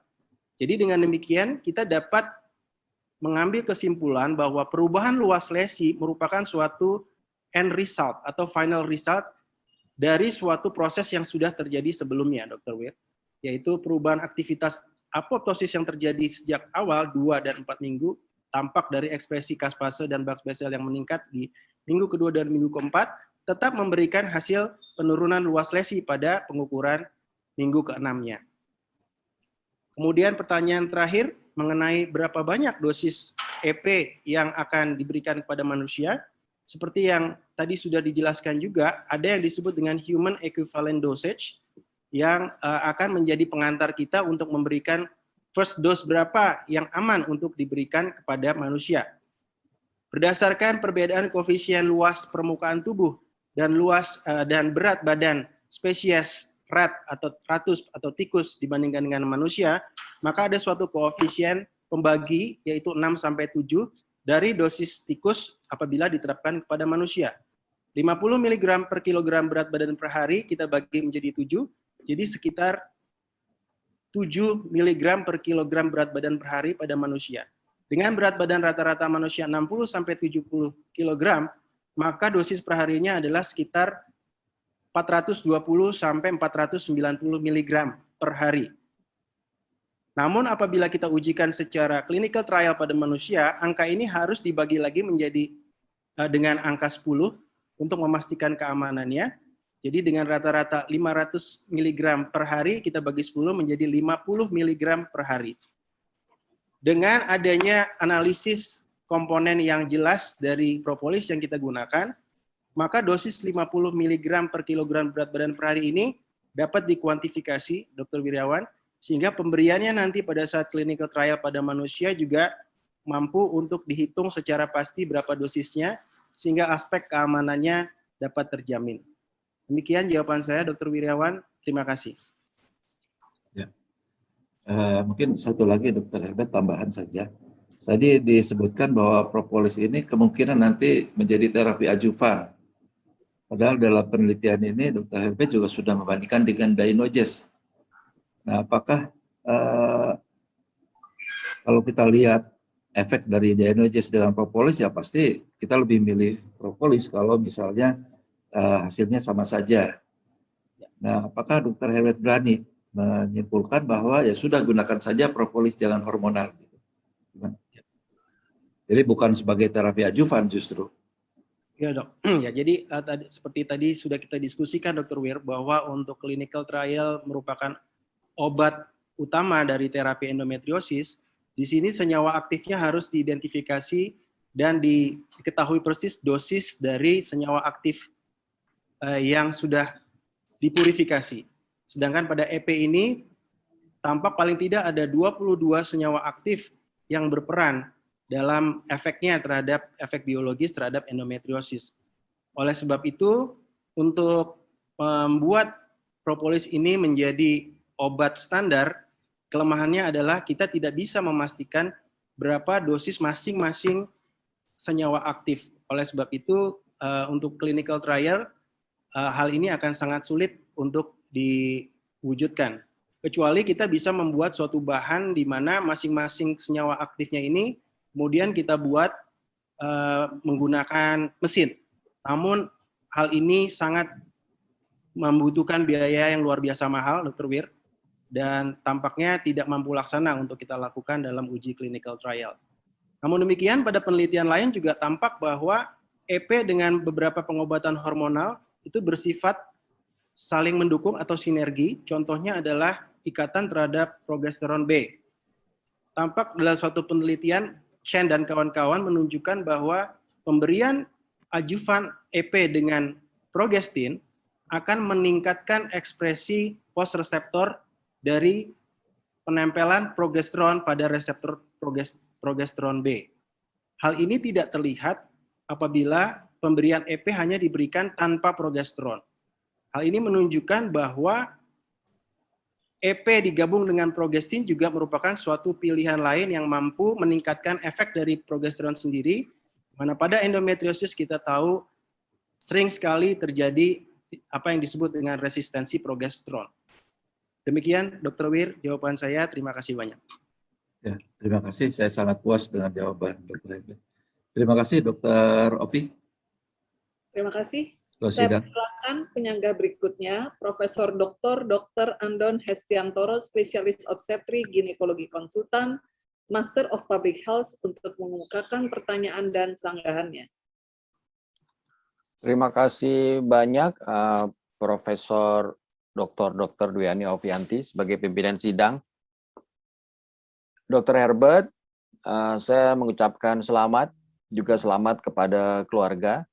Ini pencapaian yang sudah sangat baik sekali, Dr. Herbert, telah berjuang selama ini dan sampai pada titik terakhir pada sidang terbuka. Dr. Herbert, dari hasil penelitian saudara dan juga tertulis di naskah disertasi saudara, diamati adanya pengurangan atau penurunan volume tumor Namun kalau diamati lebih dalam, seolah-olah bahwa tetap ada tren atau kecenderungan bahwa sel endometriosis atau implan endometriosis pada hewan coba yang dipaparkan dengan EP, dengan ekstrak propolis itu tetap belum mengalami apoptosis maksimal. Tolong jelaskan, Dr. Herbert, mengapa ini fenomenanya bisa terlihat seperti ini? Itu pertanyaan pertama.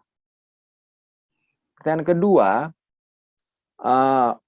pada penelitian hewan coba yang Dr. Herbert lakukan, hewannya dipaparkan dengan ekstrak propolis dan tetap siklus estrusnya tidak terganggu.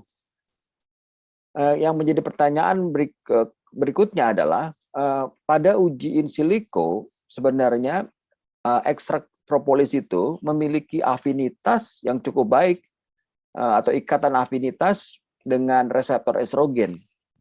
Pertanyaannya, Dr. Herbert, apakah cara kerja propolis ini tidak melalui reseptor estrogen?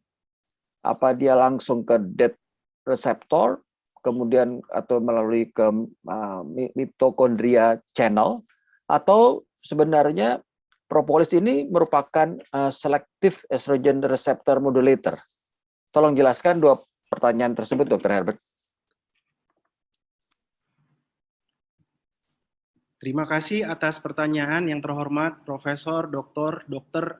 Andon Hestiantoro, Spesialis Obstetri dan Ginekologi Konsultan, Master of Public Health. Perkenankan saya menjawab sebagai berikut. Atas pertanyaan pertama, yaitu mengapa apoptosis yang terjadi pada lesi endometriosis ini tidak berlangsung secara terus-menerus, namun tetap akan dijumpai adanya lesi meskipun aktivitas apoptosisnya sudah meningkat. Izinkan saya menjawab dengan slide untuk menjelaskan bagaimana propose mechanism yang terjadi.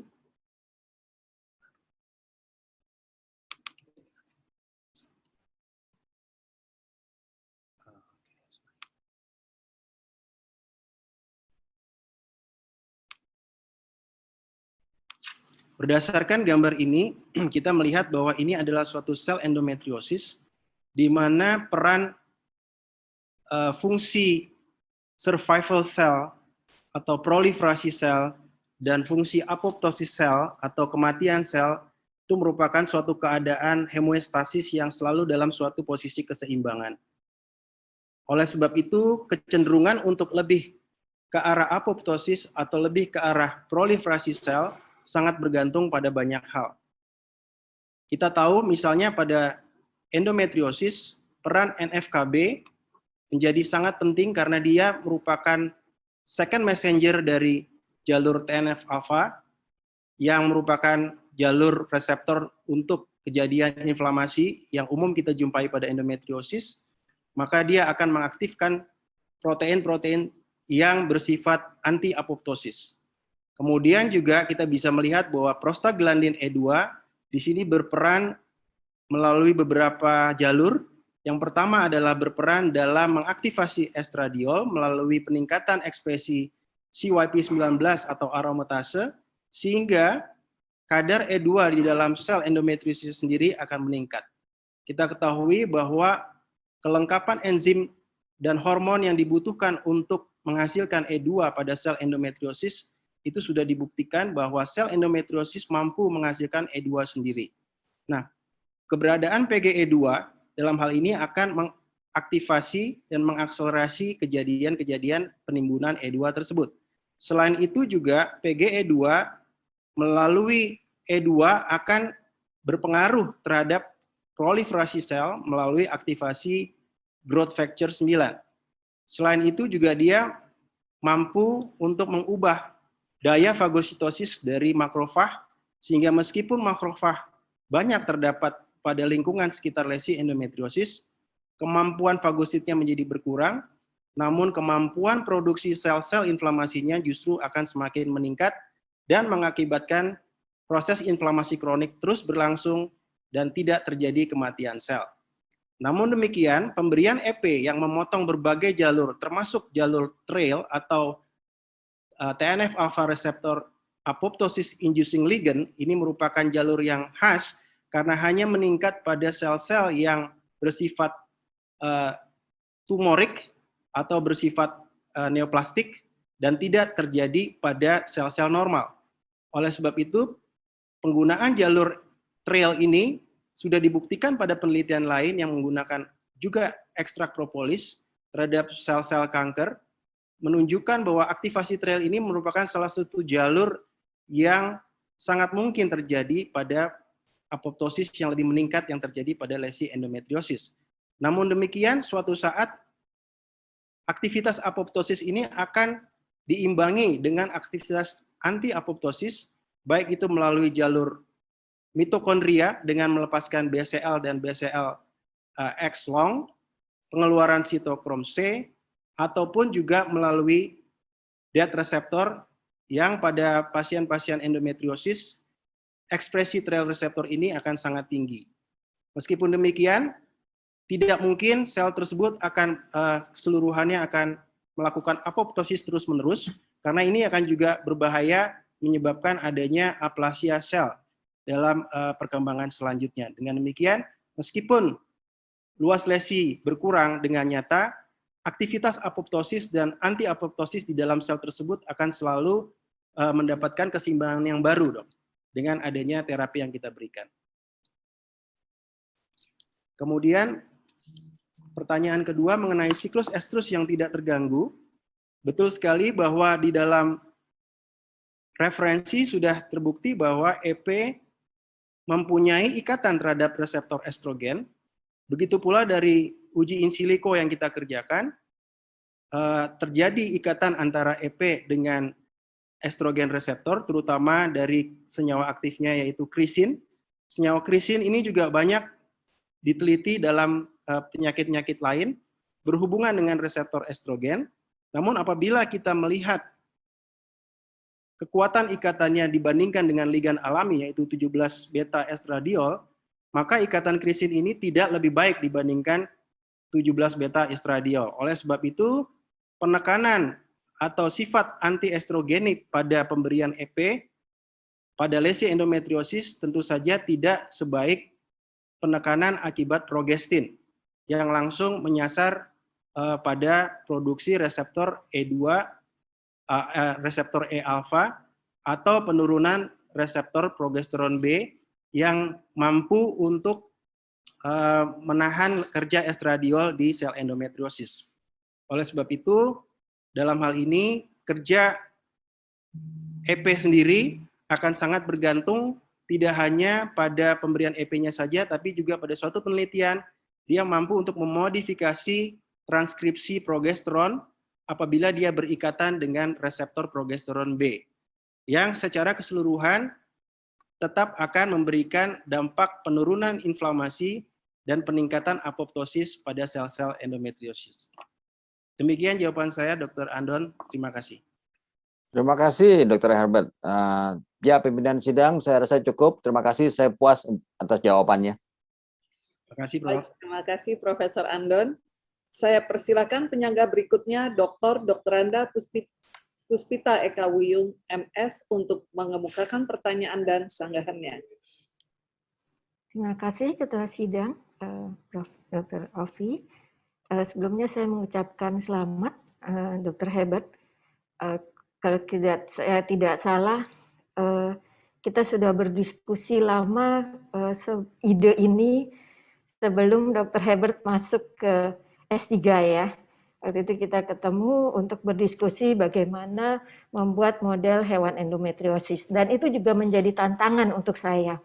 Ya, selamat juga Dr. Herbert sudah membuat buku manual untuk membuat hewan endometriosis yang mungkin nanti bisa menjadi sharing penelitian berikutnya.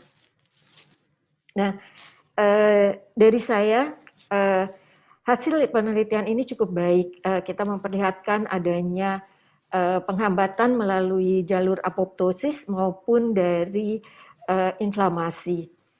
Namun, pada penelitian ini, seperti juga tertulis di dalam disertasi, dan sudah dirancang dengan baik sesuai dengan kaidah penelitian, namun di dalam perjalanannya ditemukan keterbatasan penelitian yang kita tidak bisa menjawab keseluruhan dari apa yang kita inginkan, seperti itu. Dan itu juga sudah disampaikan. Nah, menurut Dr. Herbert, dari hasil tersebut dan keterbatasan yang ada, ide apa yang bisa melanjutkan penelitian ini sebelum dilakukan uji klinik?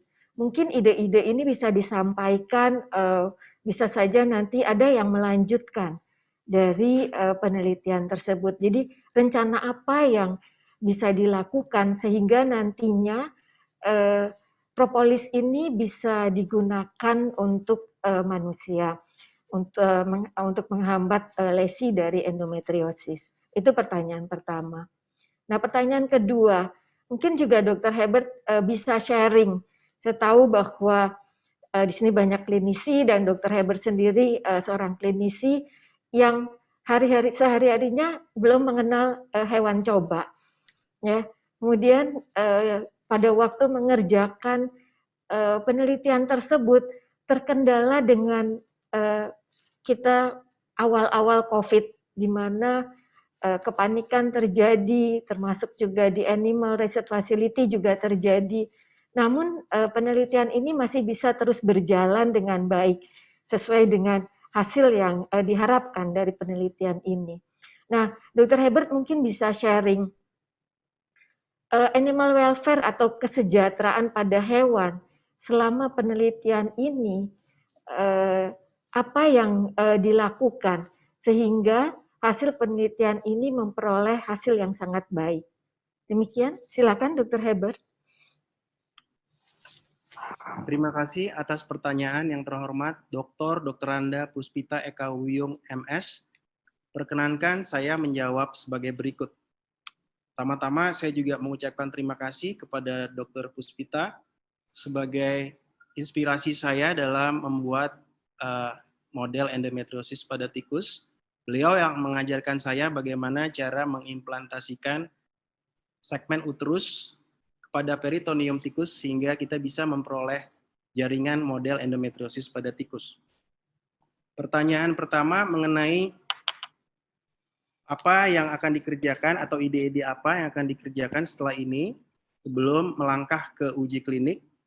Ada beberapa hal yang sudah kami pikirkan, Bu Puspita. Yang pertama adalah tadi dengan keberhasilan pembuatan model di tikus, maka model endometriosis tikus ini akan sangat berharga untuk kita terapkan juga misalnya pada senyawa-senyawa lain yang kita prediksi memiliki efek terapeutik terhadap endometriosis.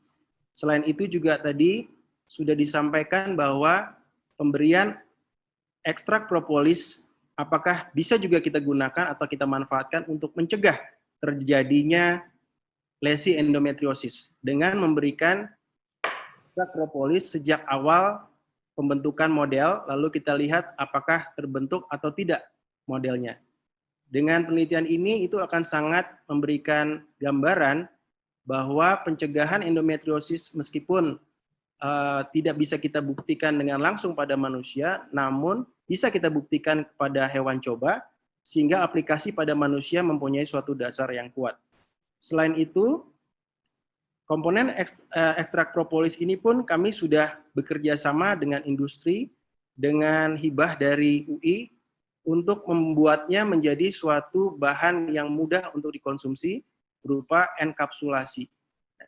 Dan ini juga diketuai oleh Dr. Muhammad Sahlan untuk mendapatkan hibah RISPRO, riset unggulan dari UI. Demikian untuk pertanyaan pertama, Ibu Puspita.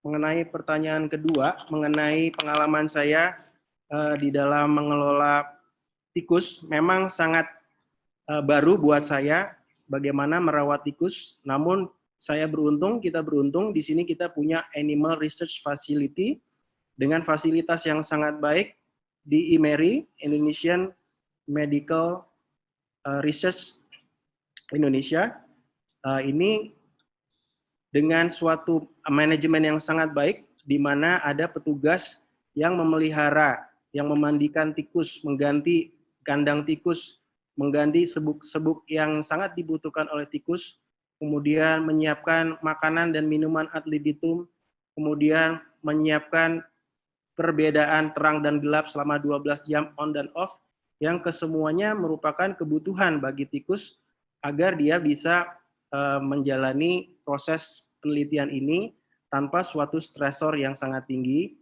sehingga keluaran penelitian tidak dipengaruhi oleh faktor-faktor lain selain faktor yang kita teliti. Terima kasih banyak atas bantuannya, Bu Puspita. Demikian, terima kasih. Terima kasih, Dr. Herbert. Terima kasih, Prof. Ovi. Saya sangat puas dengan jawabannya. Ujian selesai. Ujian berakhir, kini izinkan kami mengadakan sidang tertutup untuk memberikan penilaian dan sidang ditunda beberapa saat. Tim penguji promosi doktor Universitas Indonesia meninggalkan ruang sidang. Hadirin undangan yang terhormat, sidang terbuka promosi doktor Universitas Indonesia akan diskors untuk beberapa saat. Dimohon agar dapat menunggu. Terima kasih.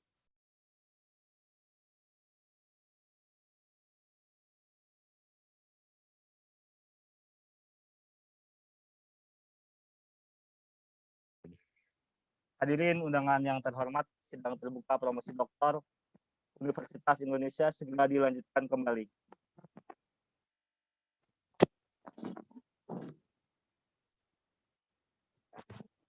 Tim penguji promosi doktor Universitas Indonesia memasuki ruang sidang. Ketua sidang dipersilakan. Sidang terbuka promosi doktor Universitas Indonesia dibuka kembali. Calon doktor, Saudara Dr. Herbert Situmorang, spesialis obstetri ginekologi konsultan. Kami telah mempelajari disertasi serta memperhatikan pembelaan saudara atas pertanyaan dan sanggahan dari para penguji. Promotor yang diketuai oleh Profesor Dr. Wahyu Hadi Saputra, spesialis obstetri dan ginekologi konsultan, telah menyampaikan keterangan mengenai pengembangan studi, dan Ketua Program Studi telah melaporkan hasil ujian kualifikasi, usulan penelitian, seminar, serta ujian prapromosi. Berdasarkan semua itu, tim penguji memutuskan untuk mengangkat Dr. Herbert Situmorang, spesialis obstetri ginekologi konsultan, menjadi doktor dalam program studi ilmu kedokteran dengan yudisium cum laude. Selamat untuk Dr. Herbert. Dr. Herbert, IPK yang diberikan adalah kumulatif 3,87. Selanjutnya saya persilahkan promotor, Profesor Dr. Wahyu Hadi Saputra, spesialis obstetri ginekologi konsultan, untuk menyampaikan sambutannya. Bismillahirrahmanirrahim. Yang terhormat Wakil Dekan FKUI, Profesor Dr. Diana Okfianti, SPOG Konsultan Master of Public Health. Yang terhormat Ketua Program Studi Doktor Ilmu Kedokteran FKUI, Profesor Dr. Suhendro, SPPD KPTI. Yang terhormat seluruh co-promotor, para pembimbing, dan tim penguji. Yang terhormat Ketua Departemen Obstetri Ginekologi FKUI RSCM dan seluruh staf edukatifnya, Saudara Dr. Herbert Situmorang, SPOG Konsultan, yang saya banggakan, dan seluruh keluarga besar yang turut menyaksikan momen bahagia ini. Hadirin dan hadirat para undangan yang saya muliakan. Assalamualaikum warahmatullahi wabarakatuh. Selamat siang, salam sejahtera bagi kita semua. Puji dan syukur kita panjatkan kehadirat Allah Subhanahu wa Ta'ala, Tuhan yang Maha Kuasa, yang atas rahmat dan perkenannya sidang Senat Terbuka Promosi Doktor Saudara Herbert Situmorang, suatu perjalanan panjang penelitian yang berjudul Pengaruh Ekstrak Propolis Lebah Tetragonula sapiens terhadap pertumbuhan lesi, aktivitas apoptosis, dan inflamasi jaringan endometrium tikus. Telah selesai dengan lancar dan hikmat. Sehingga dengan demikian, sejak saat ini kita boleh menyebut promovendus menjadi Dr. Herbert Situmorang, spesialis obstetri ginekologi konsultan. Dr. Herbert yang saya kenal adalah sosok yang rajin, pintar, zero mistik, serta konsisten dalam mengerjakan setiap tugas yang dibebankan kepadanya.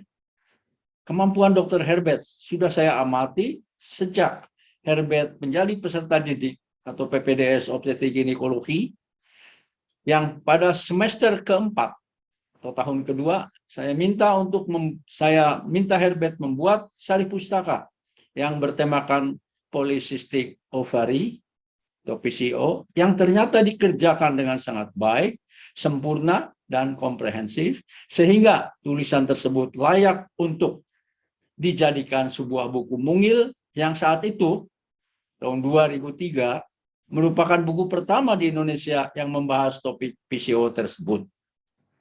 Tentu dengan perkembangan pesatnya ilmu pengetahuan, maka tentu saja buku tersebut saat ini sudah kurang up to date lagi. Sejak proses tersebut, Dr. Herbert dalam perjalanan karirnya, kata orang, bagaikan perangkok, hampir selalu berada bersama saya dalam divisi kesehatan reproduksi, sehingga pada suatu saat beliau meminta saya untuk menjadi promotor pendidikan S3-nya, yang alhamdulillah sekarang sudah terlihat hasilnya dengan cum laude. Di luar keilmuan, Dr. Herbert sebagaimana yang telah sama-sama kita ketahui adalah seorang multi talenta. Mewakili kesukuan Tapanuli, Dr. Herbert memiliki kemampuan melantunkan lagu. Di samping juga pandai membuat suasana menjadi cair, sehingga membuat Dr. Herbert cepat dikenal dalam pergaulannya. Herbert adalah 5 bersaudara dari ayah, Bapak Abdul Hakim Situmorang, dan Ibu Tio Minar Sinaga, yang dalam kesempatan ini saya selaku seniornya dan promotornya mengucapkan selamat kepada Bapak Ibu atas keberhasilan perjuangan Ananda mencapai gelar doktor. Untuk para putra-putrinya, Ananda Hagai Hasyanto Situmorang, Ananda Prudence Eleanor Situmorang, semoga di suatu saat nanti bisa mengikuti jejak brilian dari ayahanda kalian. Yang terakhir, tapi tidak kalah pentingnya, kami khususnya mengucapkan terima kasih kepada Dr. Herbert atas sumbangsi yang dihasilkan dari penelitian ini terhadap kemajuan ilmu pengetahuan, khususnya ilmu kesehatan reproduksi, yang kami tahu kesemuanya membutuhkan pengorbanan moral, material, waktu, tenaga, doa tiada putus, dan hilangnya kesempatan bersengkrama bersama keluarga. Maju terus ya Dr. Herbert, raih penghargaan keilmuan tertinggi dalam dunia pendidikan, mungkin sampai jabatan yang tertinggi yaitu guru besar. Mudah-mudahan Allah Subhanahu wa Ta'ala masih memberikan saya kesempatan untuk menyaksikan pengukuhan selanjutnya dari Dr. Herbert nanti, insya Allah. Pada Dekan FKUI, Ketua Program Studi Doktor Ilmu Kedokteran FKUI, dan seluruh jajarannya, terima kasih telah memberikan waktu untuk terlaksananya promosi doktor ini. Akhirul kata kepada promotor, Profesor Dr. Andon Hestiantoro, SPOG Konsultan MPH, Dr. Anda Puspita Eka Wuyung, Magister Sains, kepada seluruh pembimbing serta tim penguji. Saya akan sebut tamu dulu dari jauh, dari Bandung. Sahabat saya, Dr. Iriawan Permadi, Ketua Departemen Obstetri Ginekologi FK Unpad, dan Bapak Dr. Muhammad Sahlan, dia dari fakultas lain, tapi masih di lingkungan universitas kita. Terima kasih. Pada Prof. Dr. Suhendro, Dr. Alida Rosvita Haraha PhD, Dr. Sigit Purbadi, Dr. Retno Astuti Wedani, saya haturkan terima kasih atas kerjasamanya selama ini. Semoga Allah Subhanahu wa Ta'ala senantiasa mencurahkan rahmatnya dan memberikan setiap langkah kita. Amin ya robbal alamin. Namun saya sudah punya pantun ini, boleh dibacakan. Beli beras, beli talas, beli ke pasar, dikawal pacar. Sudah langsung bekerja keras, teruslah melangkah menggapai guru besar. Wabillahi taufik wal hidayah. Wassalamualaikum warahmatullahi wabarakatuh. Waalaikumsalam warahmatullahi wabarakatuh. Demikianlah, terima kasih pada Profesor Wahyu. Perkenankan saya sebagai perwakilan dari Fakultas Kedokteran Universitas Indonesia mengucapkan selamat datang kepada para tamu VIP yang hadir, yang berkenan hadir pada pagi hari ini, kepada Profesor Dr. Andy M. Mukni, Spesialis Obstetri Ginekologi Konsultan, sebagai Direktur Rumah Sakit, juga sebagai Direktur Rumah Sakit YPK Menteng, Profesor Dr. Budi Iman Santoso, Spesialis Obstetri Ginekologi Konsultan, Guru Besar Obstetri dan Ginekologi FKUI, Profesor Dr. Budi Wiweko, Spesialis Obstetri Ginekologi Konsultan, Master of Public Health. Selain sebagai Guru Besar FKUI, juga sebagai Presiden Asia Pacific Initiative on Reproduction. Pada Dr. Ari Kusuma, Spesialis Obstetri Ginekologi Konsultan, selaku Ketua Perhimpunan Pimpinan Pusat POGI, Dr. Nadir Chan, Spesialis Obstetri Ginekologi Konsultan, dan Dr. Reli Y. Promariawan, SPOG Konsultan, dari Indonesian Gynecological Endoscopy Society. Saya juga ingin mengucapkan selamat kepada Dr. Herbert Situmorang, Spesialis Obstetri Ginekologi Konsultan. Dr. Herbert menyelesaikan pendidikan profesi dokter di Fakultas Kedokteran Universitas Indonesia pada tahun 2000, dan kemudian menyelesaikan pendidikan spesialis obstetri dan ginekologi juga di FKUI, dan selesai pada tahun 2005. Dr. Herbert mengambil konsultan di bidang reproduktif and immunologi endokrinologi di FKUI dan lulus pada tahun 2015. Beliau juga sempat mengikuti fellow di Gynecology Minimally Invasive Surgery tahun 2014 di Clermont-Ferrand, France. Hingga saat ini, Dr. Herbert telah menghasilkan berbagai macam publikasi ilmiah, nasional maupun internasional. Salah satunya adalah The Association Between Endometriosis Appearance During Laparoscopic Surgery and Pain Characteristic in Pelvic Endometriosis dan External Validation of Endometriosis Fertility Index in an Indonesian Population, a two-center prospective study. Sudah nampak garis yang diambil oleh Dr. Herbert untuk mendalami masalah endometriosis yang menjadi masalah di Indonesia juga di seluruh dunia hingga saat ini. Dr. Herbert selain menjadi staf di Divisi Kesehatan Reproduksi Departemen Obstetri Ginekologi FKUI RSCM, juga menjadi Chairman of Gynecology Endoscopy Task Force of Indonesian Society of Obstetric and Gynecology, dan tahun 2018 ditunjuk sebagai Ketua dari Perkumpulan Kontrasepsi Mantap Indonesia. Materi doktor yang dibawakan oleh Dr. Herbert merupakan materi yang luar biasa, layak untuk memberikan gelar cum laude bagi Dr. Herbert. Dr. Herbert dapat dijadikan role model untuk menghindari keinginan para ahli, biasanya para klinisi, untuk langsung meneliti pada manusia. Ini yang kami sangat apresiasi. Dari penelitiannya yang sangat detail, dimulai dengan membuat suatu model endometriosis berupa tikus model endometriosis bersama dengan timnya, itu pun sudah layak untuk mendapatkan hak atas karya ilmiah, dan kemudian mengidentifikasi dengan cermat suspensi ekstrak propolis yang nantinya akan digunakan dan sementara diteliti pada hewan coba untuk nanti digunakan pada manusia. Ini adalah role model yang luar biasa, kesabaran sebagai seorang peneliti yang didasari dengan ketahuan, betul-betul ilmu pengetahuan mengenai tahapan-tahapan penelitian yang etis telah dilakukan oleh Dr. Herbert, dan semoga dapat menjadi role model bagi peneliti lain yang kadangkala tidak sabar untuk langsung mencobakan sejenis obat pada manusia. Saya rasa ini adalah yang luar biasa dicapai oleh Dr. Herbert, dan tahap berikutnya dari roadmap yang akan digapai oleh Dr. Herbert sudah sangat jelas, adalah menguji cobakan hasil-hasil yang didapat untuk mendapatkan teknologi yang dapat dimanfaatkan untuk menangani masalah endometriosis, bahkan mulai dari pencegahan. Era sekarang adalah kita berusaha mencari cara untuk mencegah penyakit yang banyak menimbulkan penderitaan dan kesedihan pada perempuan di Indonesia.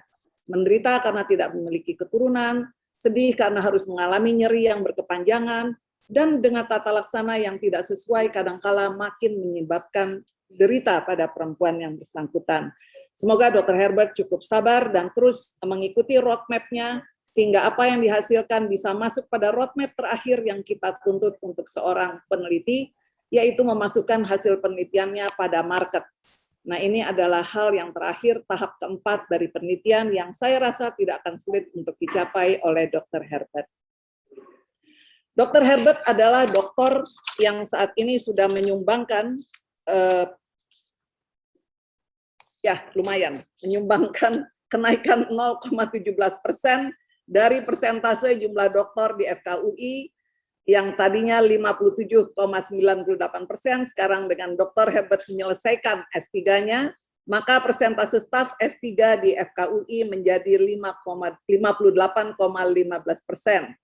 Saya ucapkan terima kasih pada Prof. Suhendro, karena Prof. Suhendro masih mempunyai 83 dosen yang kita harapkan dalam 1-2 tahun ke depan akan menyumbangkan kembali S3 bagi para dosen di FKUI, sehingga bisa mencapai 71,93% apabila seluruh doktor ini lulus, seluruh calon doktor ini lulus. Terima kasih pada Prof. Hendro. Dan persentase dosen tetap kita sebetulnya kalau digabung dengan dosen tetap SP2 sudah mencapai 80%, tapi untuk penghitungan internasional maka yang dilihat betul-betul adalah PhD, sehingga Dr. Herbert sudah sangat membantu untuk tercapainya persentase dosen tidak hanya di FKUI, tetapi juga di Universitas Indonesia. Tentunya kita harapkan tidak hanya itu saja, tapi juga haki dan publikasinya kita harapkan dari Dr. Herbert, dan bisa menggait, ini adalah penelitian kolaborasi yang luar biasa, menggait sejawat seperti Bapak Sahlan dan Ibu Puspita dari berbagai area yang berbeda, sehingga menghasilkan satu penelitian yang sangat baik. Ucapan terima kasih dan penghargaan setinggi-tingginya kami sampaikan pada keluarga Dr. Herbert yang sudah memberikan dorongan, dan saya yakin di balik seorang anak yang gemilang tentunya ada seorang ibu yang luar biasa.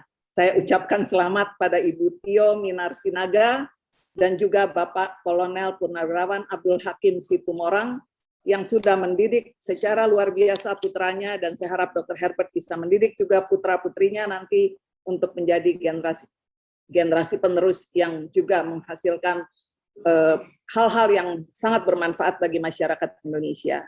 Kepada istri Dr. Grace Valentine SPOG, saya ucapkan terima kasih atas dukungannya. Masa ini bukan masa yang mudah, membiarkan Dr. Herbert meneliti, tidak berpraktek, saya rasa tentunya tidak mungkin tanpa ditunjang oleh penghasilan dari Dr. Grace juga. Jadi ini kita pahami ya. Terima kasih pada Dr. Grace, Dr. Herbert bisa tenang menyelesaikan penelitiannya. Kepada Ananda Hagai Hasiando Sasikirana Situmorang, Ananda Prudence Eleanor Airo Situmorang, semoga ayahanda betul-betul bisa menjadikan role model yang luar biasa untuk kelak Ananda ikuti. Ucapan terima kasih kepada Ketua Prodi kami ucapkan pada Profesor Dr. Suhendro, spesialis penyakit dalam, konsultan penyakit trofik infeksi, dan anggota tim penguji Dr. Sigit Purbadi, spesialis obstetri ginekologi konsultan, yang saya yakin dengan pemikiran-pemikiran kritisnya sudah menambahkan kebaikan pada hasil penelitian Dr. Herbert, pada Dr. Alida Rosvita Harahap, spesialis patologi klinik konsultan PhD. Terima kasih pada Dr. Retno Asti Werdani, Master of Epidemiologi. Sekali lagi pada Dr. Muhammad Salam, SSI, Magister of Engineering, dan pada penguji tamu yang sudah jauh-jauh Zoom dari Bandung, Dr. Wiryawan Permadi, SPOG Konsultan, yang sekaligus juga sebetulnya sebagai Ketua Departemen Oksigen di FK Unpad. Ucapan selamat dan terima kasih juga kami sampaikan pada promotor yang sangat sabar dan luar biasa. Saya sangat memahami bagaimana sabar dan luar biasanya Prof. Wahyu Hadi Saputra, SPOG Konsultan, yang juga sebagai Ketua Kolegium Obstetri Ginekologi dalam membimbing Dr. Herbert. Co-promotor yang juga luar biasa, Profesor Dr. Andon Hesiantoro, spesialis obstetri ginekologi konsultan, Master of Public Health, dan Dr. Anda Puspita Eka Wuyung, MS. Dengan ini saya ingin juga menyampaikan pesan dari Pak Dekan, tidak boleh lupa menyampaikan pantun juga, Prof. Wahyu. Karena ini masa pandemi, kita banyak kangen pada banyak hal. Perkenankan saya menyampaikan, teringat Medan, teringat lezatnya bolu meranti. Disantap dengan kopi dan kacang telur Medan nan crispy. Maklum, saya suka makan, Dr. Herbert, jadi yang saya ingat makanan saja. 2 tahun sudah negeri tercinta diterpa badai pandemi, namun Dr. Herbert tetap gigih melayani dan menyelesaikan disertasi. Sekali lagi selamat pada Dr. Herbert Situmorang, spesialis obstetri ginekologi konsultan. Dengan demikian, ujian promosi doktor telah selesai dan sidang terbuka promosi doktor Universitas Indonesia saya tutup.